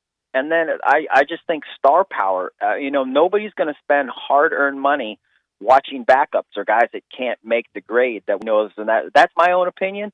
And I think the USFL had a little bit of a spark because you would go pay money to see Herschel Walker. You're going to pay money to see a Jim Kelly. If they don't have those type of names, why are there's so many other things to do in life that hey, I'm going to go spend the weekends watching Landry Jones. Really, that's what you want to do? To me, that's not what I want to do. I'd rather go watch Major League Baseball players. I'd rather go watch the Yankees versus the Brewers and watch the best of the best and guys that can't make the grade at the National Football League. That's my own personal opinion. I agree with you, Bo, and there are a lot of reasons for it. We've become a little more sophisticated than we were back then. But another thing about the USFL, it wasn't just the guys they rated from college, the Mike Rozier, Herschel Walker, Jim Kelly, those names. It was like here in Memphis to go out and get a Louis Sharp with a money deal for the Oklahoma Outlaws to get to Reggie White was fresh from college, but they got established NFL stars as well. Oklahoma had Doug Williams. It was the Buccaneers, then Doug Williams with the Outlaws, and then Doug Williams winning it all with Washington. So we knew good football. We've talked about their TV partners, but this Saturday their games are at 1 and 4 on Saturday. I'm going to be watching college basketball Saturday. I'm going to be at college basketball Saturday afternoon. I'm not going to watch a minute of the XFL. And Sunday afternoon, I'm going to be watching Pebble Beach and pro and college basketball. That's where I'm going to reside. And then for me, I'm in draft mode. The last thing on my mind is more football. I'm already, everything. The combine's at the end of the month. We'll be down in Indianapolis, and then you got pro days, and you got all the private workouts that come with being in part of this. And, it's just a crazy time. Again, it's the back burner, and part of the CFL thing. What's this? What we're doing at the CFL part. So, I hope they make it because it allows guys to continue their dream of playing. That's probably my biggest thing, and that has nothing to do with me. It's just these guys all want this opportunity, and maybe if one of them, just like the CFL, one guy can have a fantastic year, then you have this life-changing moment where you get an NFL contract, and that does change your life. That's money where you can set aside a nest egg and put your kids through college. That's the thing I think, wow, just one guy, makes a difference. But, it's just hard. And, again, we just have so many other outlets to spend money and occupy our minds and time that, for me, I don't want to see baseball 12 months out of the year. I don't want to watch football 12 months of the year. Anything, besides, I guess, running. That's the only thing I want to do every day. Other than that, kiss my kids goodnight, my wife, and, and then let their sports seasons come as they go. Your best memory from this year? What's the highlight for you of the 2019 NFL season? I don't want to say it. When you brought it, the first thing that popped in my mind was Myles Garrett with the helmet. I don't. That's probably not the highlight that we were looking for. But I don't know why that. When you said what's the one thing that sticks out, for me, I think on the positive side, I think that the thing that I took out of this season was just the emergence of Seattle with Russell Wilson. We know he's been there, but Garoppolo, Mahomes, this new coming, Lamar Jackson. I agree. I mean, the new quarterback. that's names. what I think. Yeah, the new quarterbacks that have kind of come.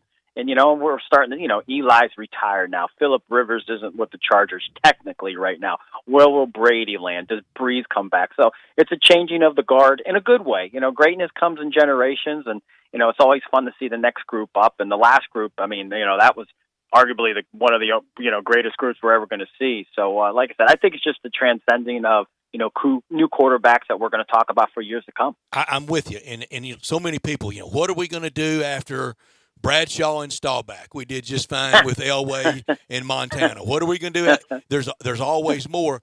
Yeah. Between these two guys in New York, between Danny Dimes, between Daniel Jones and Broadway Sam Darnold, I think one of the two will be a star.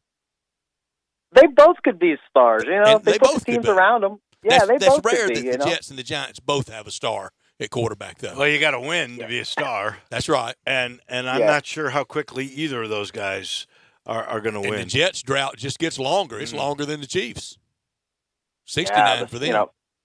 It's when you think about some of these teams. I mean, the Chiefs, and the Chiefs have really had some good teams. And when you go back and you think, Derek Thomas and Neil Smith and Allen and Montana. I mean, the those running are backs. powerhouse. Yeah, I mean, Koya and Holmes, Larry Johnson. I mean, Marcus Allen, phenomenal team. Yeah, Marcus. I mean, great teams, and it's hard. That's why we're going to think, Mahomes is going to be back there, this many times, and it's hard. It's hard to get back there. Who knows if? I mean, common sense, you would think, yes, both of these quarterbacks have a fantastic opportunity to make it back. Their team's in the right position, but. You've probably heard it 1,000 times. I mean, I think, Dan Marino's second year, he probably thought he would be back. Any Miami Dolphin fan would have thought he would have been back. But, it just maybe doesn't happen. It's not in the cards. And, I mean, look at Aaron Rodgers. Does Matt Ryan ever get back? I mean, Matthew Stafford's never even been there. It's hard. It's so hard. So, I mean, all those Chiefs fans, cherish it. Welcome the moment. Don't forget it. And because you just cannot guarantee that you're ever going to get back. Mitch Mitchell ever get there? I'm sorry, who? Mitch Mitchell in Chicago. You know him as Mitch Trubisky. No, it's Mitch. I was going to ask him the same thing. Does Trubisky get to a Super Bowl? Well, the way things are going in Chicago, he might get there, but he might be the backup quarterback for the Bears when they do it. I don't know. But I still think this kid, everyone is so harsh on him. I know he's had his hiccups, but again, I don't, Chicago, they had that great run 2 years ago. They came back to life a little bit this past season. This third year, I really believe we're going to find out what the real essence of the Bears are and what the real essence of Mitchell Trubisky is. So I don't want to write the young man off yet. I think we know. We just don't want to say. I just said he stinks. We know. Oh, jeez. Dave's the one that abandoned him. He's the only one that doesn't know. No, he abandoned him in September. But keeps asking everybody. Well, Mitch Mitchell's in that category, right? He's going to get there. Dave, you know the answer. You know the answer, Dave. Big shoulders. Yeah, you know what? Did you hear what our expert said? He said he's nicer than we are. The jury is still He's out. nicer than we are. The jury's out. Is still out. Think about Ryan Tannehill. Where were we? Ryan Tannehill. I mean, maybe it might not be in Chicago. Change of scenery. Point. Maybe something happens. Yeah. So again, I don't think I want there's Mitch Mitchell to have success somewhere else. That'd be great. Oh, you'd love that. Even better. Oh, that would be even better. As long as the Bears are in the Super Bowl before he gets there, it'd be fine. Mitch Mitchell leading the Lions to a Super Bowl. That'd be great, Bo. First off, have a little respect. It's Mr. Trubisky to you. Hey, I have to ask, do you guys scorch each other on your favorite teams? I don't have one. He does. You know why you can't do that with Brett? I'm a big Chiefs fan. No, yeah, that's my team. Today he's a Chiefs guy, even though he picked the Niners. The man is the greatest bandwagon get on. I've never had a team, Bo. I've never had a team. I just like. I love Sunday afternoon. Talk to him about any SEC team other than Vanderbilt. They're his team. I even like Vandy. I want to defend Vandy today, losing their AD. Thank you, Bo. Man. Hey, have a great week, guys. We'll do it again next week. We sure will. Thanks, man. Thank you, my friend. Bo, brought you in part by the Eflin Insurance Group, which, by the way, It's grown. I got some SEC teams that aren't my teams. The Eflin Group is your team. They should be. You know, they've grown. I was just telling you, Brett Linder now. Brett is all a part of the Eflin Insurance Group. You go back with his family, we're talking 300 years of combined insurance experience between Brett and Matt and everybody else that is now a part of the group, which gives you access to a multitude of A-rated carriers, and that's determined by AM Best. We're talking locally owned and operated now, and it's all over the community. It used to be just a few offices. Now there's many. It's main one in Bartlett, but they're all over. They even got one in Batesville. They know insurance, and they specialize in home and auto, umbrella, even small to mid-sized commercial accounts. So we're talking personal and business. Not many are able to do that. This group does. Service First Agency, they're going to treat you like family. If you would like to sit down and be evaluated and get a one-on-one with what your needs may be and what products you may need, whether it's for family, health, or life insurance, or if it's your business where you need to forecast down the road to get protected, to feel secure, call this number, 901-757-2315, 901-757-2315, or for you Tiger fans out there, 386-GER, 901-386-4777-GER. That's the Eflin Insurance Group. We've got a list, if we can find it, on who are the greatest coaches Y'all out gonna help there now, now. You hockey experts are going to have to help me because there's some hockey. There's a on here. guy, I think it's from the Winnipeg Jets that's in there. That's the Winnipeg Jets? Yeah, I saw the list. So here's my deal. You know me with – I found it. I couldn't get it. I went to Sporting News, couldn't get it. I went to Twitter. Simple, Dave. And I went to Bill Bender on Twitter, and it came up. Now, on this computer and on my phone, I go to Twitter – I go to Bill Bender, and I'm getting Angry Bender, and I'm not getting any of that That's story. why you got to hit the like button to save it, Dave. Well, I didn't do that. Where you can go back to it. Really, really simple. Well, you'll find it for me in a second. I've got it right here for you. Okay, good. Good. I'm glad you do. We're back in a minute. This is Sports Time on Sports 56 with Wolo and Stats. Search Sports 56 on Facebook and give us a like. And follow us on Twitter at Sports 56 WHBQ.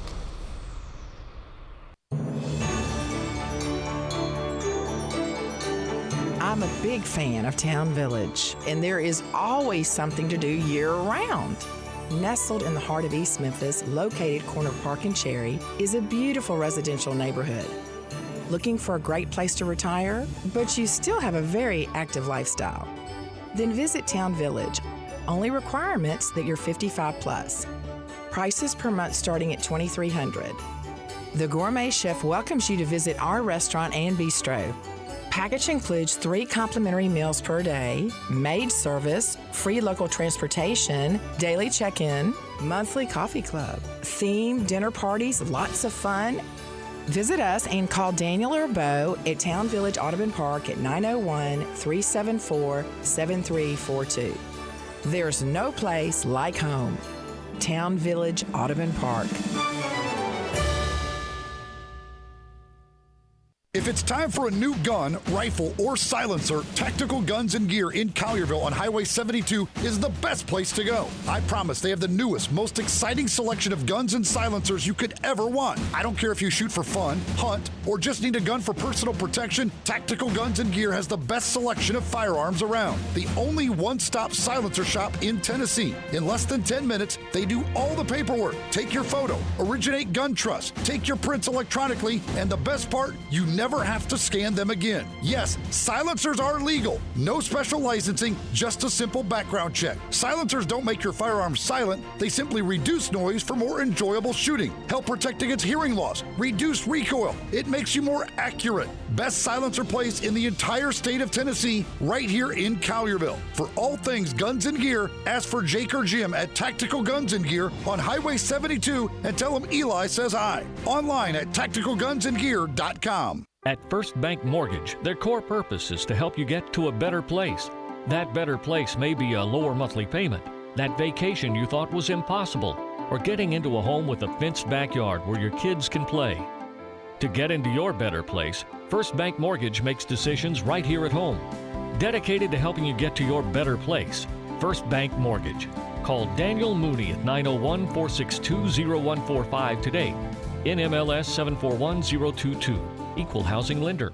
You've heard of James Gaddis Jewelers, but have you heard what they've done lately? Everything, a tremendous selection of diamonds and jewels and gold and silver and more. Lots of watches, tons of custom-made jewelry, diamonds, fine gemstones, bracelets, necklaces, so many choices. Romantics will love the one-of-a-kind estate and vintage jewelry. James Gaddis has experts in wedding and engagement rings, plus 2 repair experts for fine watches and jewelry. Layaway and financing available. James Gaddis, local and family-owned. Whatever your dream, make it come true at James Gaddis Jewelers, 4900 Poplar. Got something you want to get off your chest? You better have a backup plan. Want to join the conversation? Someone needs to tell him he has to grow up. Join us on the First Bank phone lines at 360-8255 or the First Bank text line at 67129.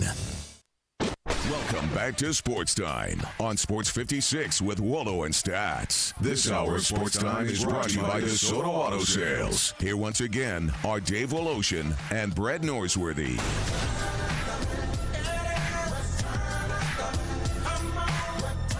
Got to remind everybody, coming up in March, it's going to be extra special at the Pink Palace. Boy, it is. You're a Hoops fan, especially a Tiger Hoops fan.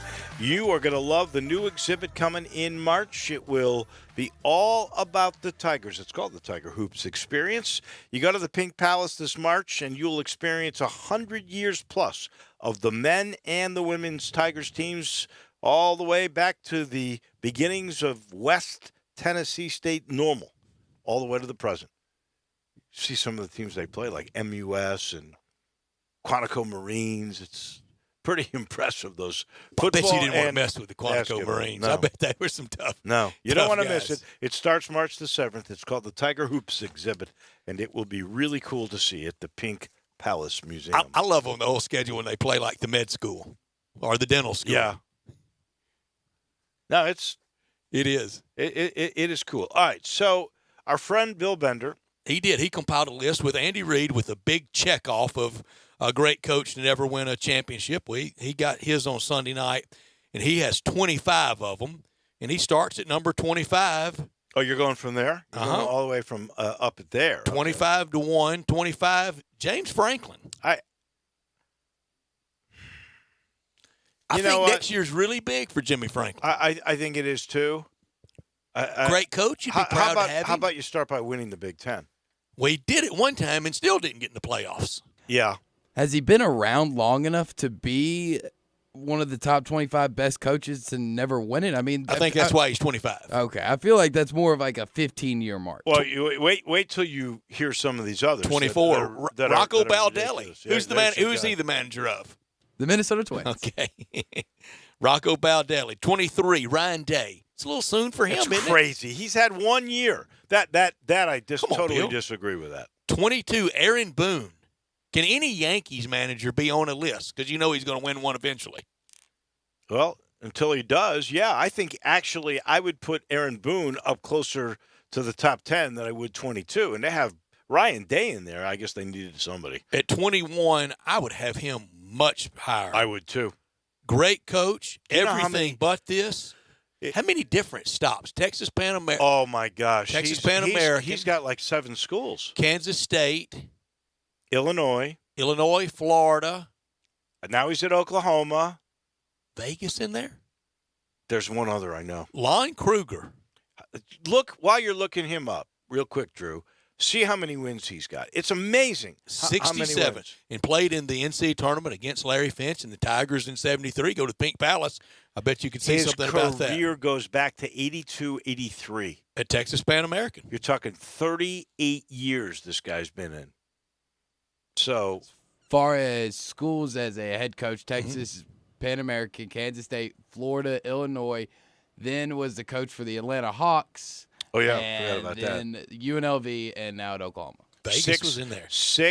Hold it. That's 6 college teams and a pro team. I thought it was 7. It's impressive. And his amount of wins are amazing, but he's never won a title. And overall college win total 644. And his reputation intact.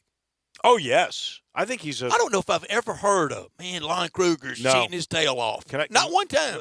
Let me tell you what you hear, like when you go to schools that he's been at, you hear what a classy, giving guy he was. I only hear good things about Lon Kruger. But with that many years at that many good schools, he should be way up in the list. I agree. Number 20, Kevin Cash with the Rays. Oh, he's had 2 good years, right? Yeah. 19, Dan Mullen. Well, again, should he be held to that standard this quickly? He's been around a while, but he's only been to one school where you could say it's high profile enough where you would win a national title. State fans, that was Dave Woloshin. Not to State fans, that was Dave Woloshin. Can I clarify? Because traditionally, Florida has been in a better position. They're in the better division. It's hard to win when you're at Mississippi State, having to play not only your state rival Ole Miss, but LSU, Alabama, and Auburn every year. Don't worry about it, Dave. They'll blame me for it. Number 18, Sean McVay. You talk about pretty early. Well, how old is he now? 34 years old? He's only been the coach there 3 years? I think that's way too early for him. 17 for you hockey guys. Paul Maurice. Tell me everything you know about Paul Maurice, Mr. Hockey Man. I mean, just a great guy in general. Loved a great leader in the locker room. Loves good with the shift changes. Decent amount of X's and O's, but a good leader you want to have. What you needed to say is he's 15 wins away from tying for 6th amongst all-time NHL coaches. Said he was a good leader. He's only 53. He reached the Cup final one time with Carolina back in 2002. That was 18 years ago. It was news to me that Paul Maurice was they call him coach or Winnipeg Jets. Yeah, they call him coach. Yeah. 16, Mike Zimmer. Just talked about Mike Zimmer. Yeah. 15, Kyle Shanahan. That's a little early for Kyle Shanahan. 14, Jim Harbaugh. Now, you would have him way up there, wouldn't you? I don't know if I'd have him on the best list. Oh, really? You forget what he was a darn good coach at Stanford. He was a darn good coach at San Francisco. This list is for winning a title. Yeah. That's why he's on it. Number 13. Can you tell me where he really had a chance to win a championship until he got to Michigan? And let's face it, how many national championships do they have at Michigan? Maybe it's not as easy to win there as you think. Well, Bo Schembechler had 0. Right. The chance to win he had the same chance in the NFL as the other side did. It's all equal. Oh, he didn't stick around in San Francisco long enough. He played in the Super Bowl, got beat. Yeah, by his brother. I remember. Number 13, who's the manager of the Oakland A's, Drew? Our good friend Bob Melvin. It's not Ken Maka. It's not Art Howe. It is Bob Melvin. Bob Melvin, number 13. Number 12, Sean Miller. Lucky he's not in jail. He should. I don't know that he needs to be in jail, but should he be the head coach at Arizona after all that? I don't know. He's had 5 30-win seasons and 4 Elite Eights. Whew. Here's a guy. He's never really sniffed a championship. Here's a guy that gets his this year. Mike Budenholzer, Milwaukee Bucks, checking in at 11, according to Bill Bender. You think they will win the NBA title? They should be around at the end. Eastern Conference Finals at worst. I would say this. Usually when, you're a team that plays so well, it's the first time that they're really expected to be that great, and they clearly have the best record in the NBA. And then here comes the NBA playoffs, and the game changes, and it gets physical. But the way the Celtics are built, I think they'll be a good playoff team, don't you? Now, they got beat early last year. They were upset early. I thought it last year. I think they'll go further this year, but I don't know if he's top 10 according to Bill Bender. Best coaches to never win a championship. Riverboat Ron Rivera, starting his first year next year in Washington. I think that's fair. I don't know if he's going to win one with Washington for a while, but he knows what it's like to win. He won a Super Bowl with the Bears in '85, and I really think that they gave up to him too early in Carolina. And I know Bill loves this next guy. I do too, but more as a college coach. Number 9, John Beilein. Now with the Cavs. He's never winning one with the Cavs. The question is, will he stay the year with the Cavs? Number 8, Brian Kelly at Notre Dame. That's fair. He's a great coach. Notre Dame had an 11-2 year last year. How does Notre Dame have a quiet 11-2 year? Well, look at their schedule for one. They built in a MAC school every year, a service academy every Doing year. Doing that ACC thing. I hate to say it, but USC is down. They play them every year. Stanford's down. They switch off with Stanford and them. And honestly, I don't know if I saw Notre Dame take a snap after they played Georgia. And they played them well. They did. They played them real well. You know what's interesting to me, though? I was just thinking about this. If Fickell does go to Michigan State, look at the coaches that Cincinnati gets. I mean, they identify guys, and they just get the heck out of there, including Brian Kelly. Senator Tommy I guess Tuberville Butch Kelly was the only big mistake. Senator Tuberville excluded. They swung and missed with him. They got him on the downside. Number 7, Lincoln Riley. He'll get one. He will get one. But Bob Stoops just got one. But that's all you need to get off this list. You know what, though?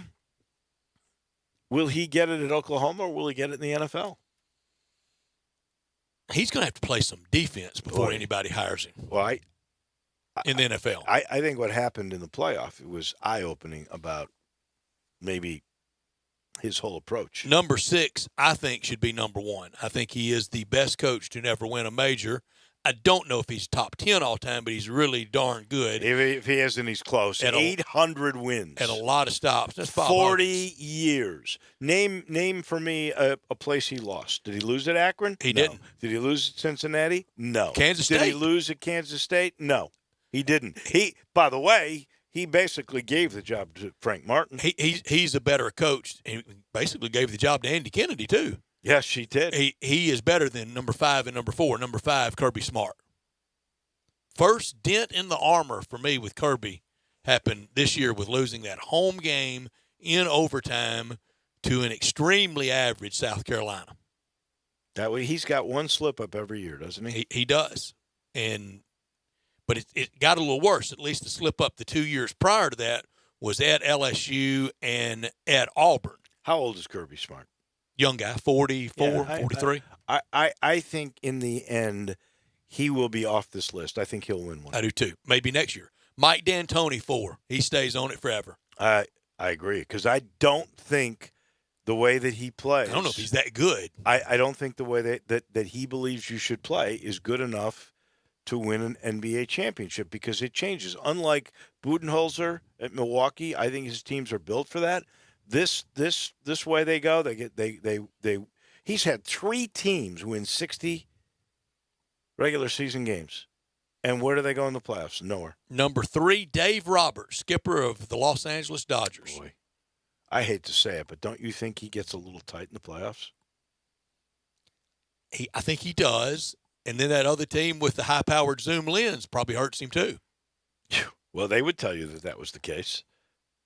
Do we know for sure? Does Dave Roberts, they don't have that technology? Does he have to win it this year?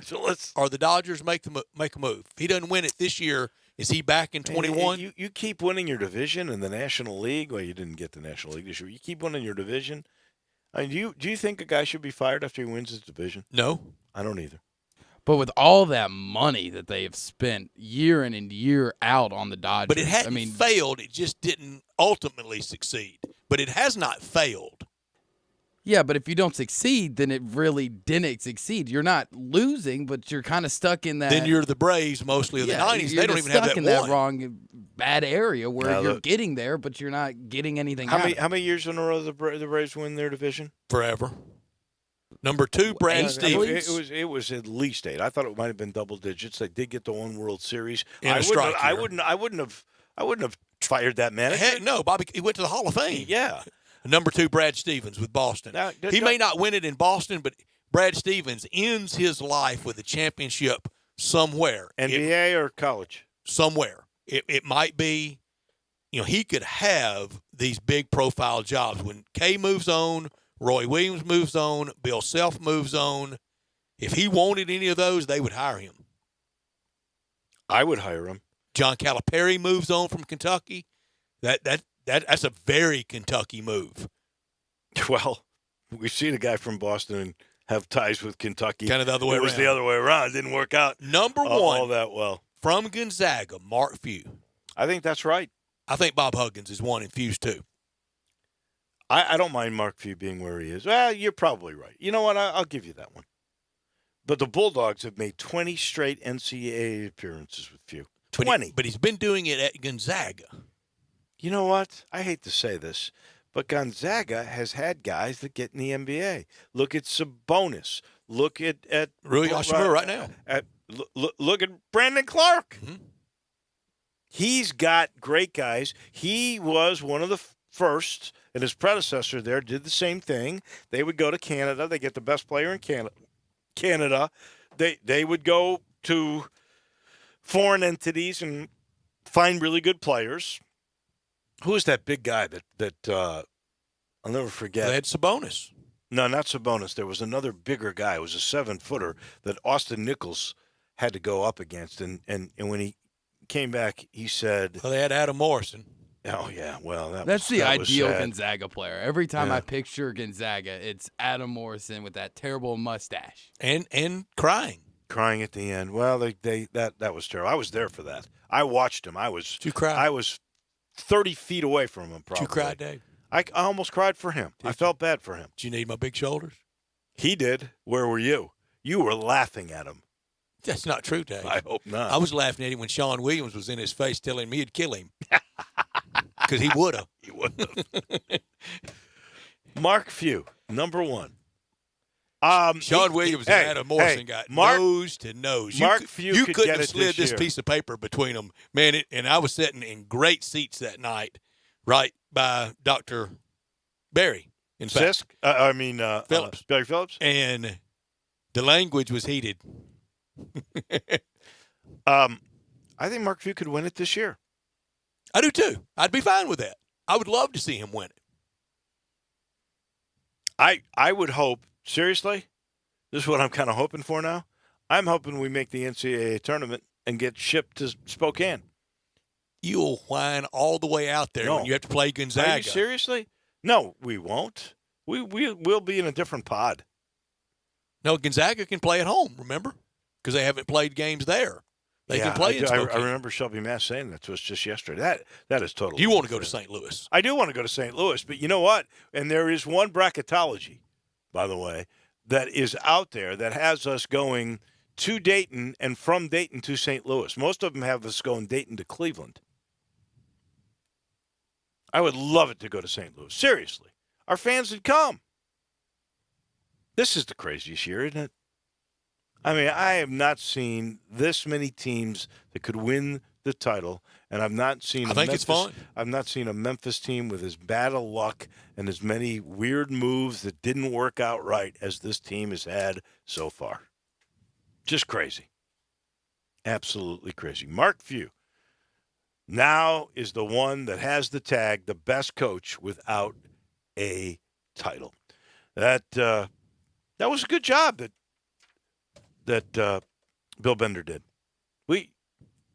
We're through with Bill, right, for the moment, aren't we? Till football season. This would have been good to see what he would have thought about this. Let us take a time out. We come back. We'll put a wrap with Crunch Time on this Tuesday edition of Sports Time on Sports 56 with Wolo and Stats.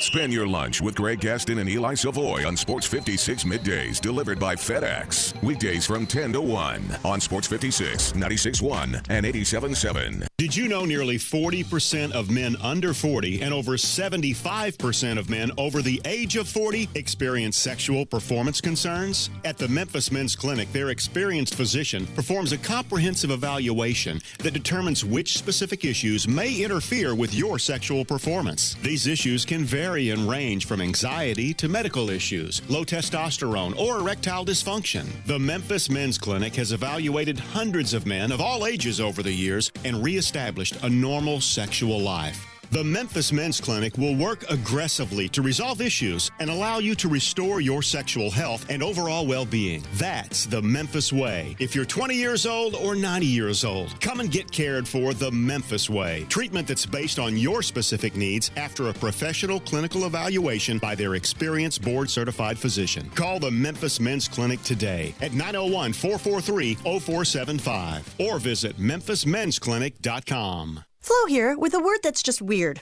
Terry cloth. Who exactly is Terry? And why does he get his own fabric? Did he journey below SPF 50? Fight off some weeds in his daffodils?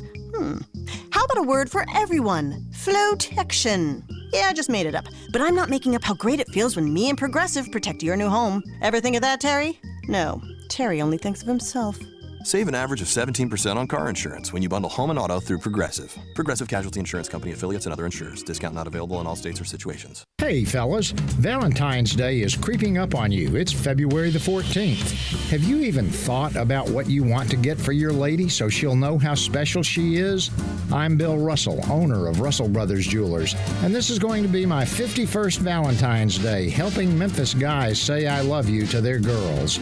At Russell Brothers Jewelers, the possibilities are endless.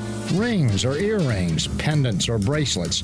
We can help you find just the right piece. A piece that will make her eyes sparkle, will make her heart beat faster, and beautiful jewelry will always last a lot longer than flowers or candy. Gold or silver, diamonds or other exquisite jewels, let us show you how our quality and beauty, our value and service combine to make your Valentine shopping an enjoyable experience. How do you keep your Valentine happy? It's so easy. With a piece of magnificent jewelry from Russell Brothers Fine Jewelers, 4646 Poplar at Perkins. Imagine for a moment the perfect food, just what you're craving, made hot, fresh, and fast. And you're imagining Sunrise on Jefferson.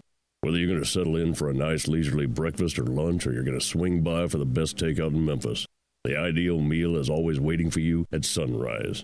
Maybe you're craving a perfect breakfast. That's at Sunrise. Or a delicious burger. That's at Sunrise, too. No matter what it is you're craving, I guarantee it's on the menu at Sunrise, just waiting for you to order it. Welcome back to Sports Time on Sports 56 with Wolo and Stats. This hour of Sports Time is brought to you by DeSoto Auto Sales. Here once again are Dave Wolosian and Brad Norsworthy. Come on, Muhammad, we hit fame. Too easy with the deal, we get insane. Final portion of the show brought to you by Genesis of Olive Branch. That's Chris True's place. Well, there's a bunch of people. You're going to meet one later this week named Chris Huffman, who just came back from Cardinals fantasy camp. We'll find out what that experience was like, and he can tell you more about these wonderful Genesis cars than I can, even though I do drive one, and I'm very proud of that fact, but they are really special. I got the G90. That's almost like a limo. At least that's what Brett says. The G80 sort of the midsize. The G70 is a little bit smaller. I call it a James Bond car. They all handle incredibly well. They are all like rocket ships when they take off. And we got an SUV coming. And it was actually highlighted in one of the Super Bowl ads. Wait till you see this car. It will be the finest SUV on the planet because, honestly, it's that technology. So good, you get a 10-year, 100,000-mile limited powertrain warranty. All you got to do is get on Lamar into Mississippi, turn left at Craft Road. You will have arrived at the best place around that sells them. That's Genesis of Olive Branch. It's crunch time.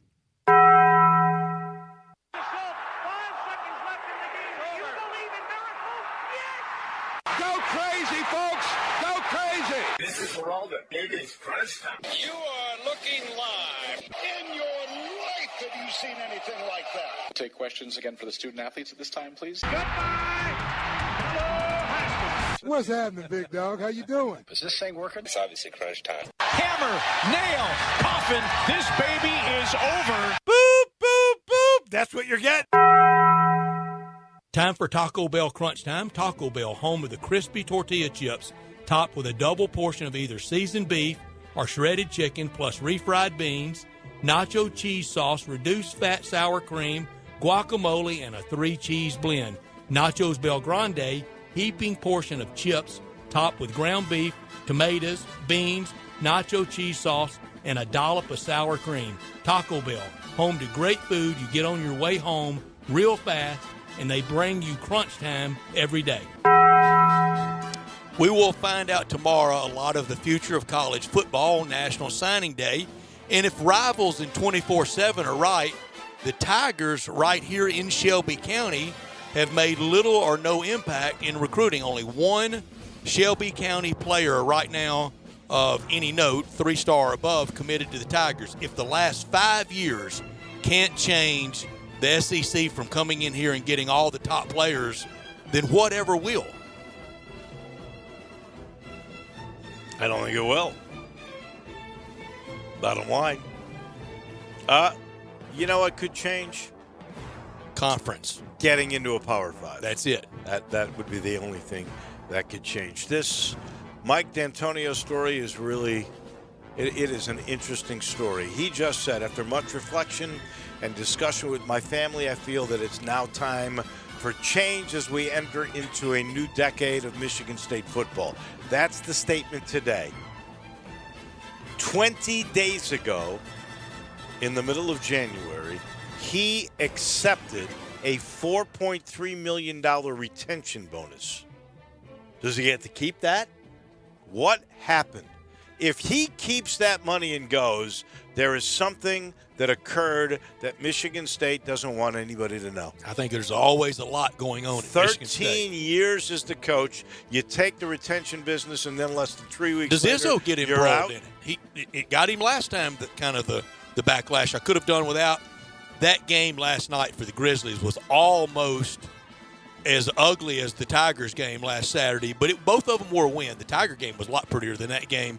Detroit's not very good, and the Grizzlies pulled away at the end, but I'm afraid February is going to be Grim Reaper time and rough on the Grizzlies. I'm afraid about 3 more wins the rest of the month. If they exceed that, then, like you said, after All-Star break, trade deadline, in February, we can reassess. I think they can go 4-5 in the month and hang in there, and then we can reassess. But you know what? Let's wait on that caveat once again. We'll figure it out after the trading deadline passes. But what I could do with that was the Jags.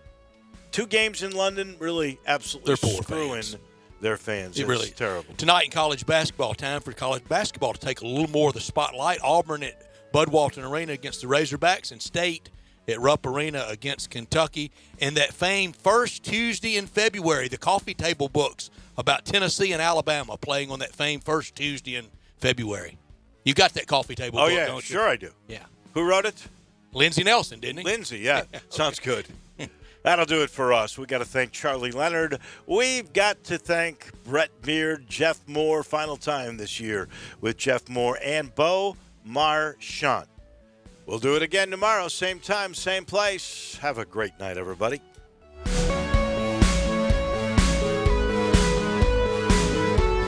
I'm here with Robert Cox, kitchen manager of the Rendezvous Restaurant. Tell us about those great ribs at the Rendezvous. Rendezvous stands alone in a unique barbecue style, only found in Memphis, Tennessee. We don't smoke our ribs, we char-broil them. The guys cooking our ribs have been doing it for 30 years. Mr. Charlie Virgos taught the guys the technique himself, and still to this day, they teach newcomers that come in the door. After our ribs come out the pit, we pre-cut every order, so you easily can tear them apart. We baste our ribs on a plate and sprinkle our seasoning all over them. So, Robert, are ribs what everyone comes to the Rendezvous for? The beef brisket is now our second best seller behind the ribs. We also have lamb riblets, half chicken, pork shoulder, chopped chicken, cheese and sausage plate. Nachos are fantastic. We also carry a Greek salad. The list goes on. Robert, where can we find out more about all of these great options? Our restaurant menu is online at hogsfly.com, and recently we just added our catering menu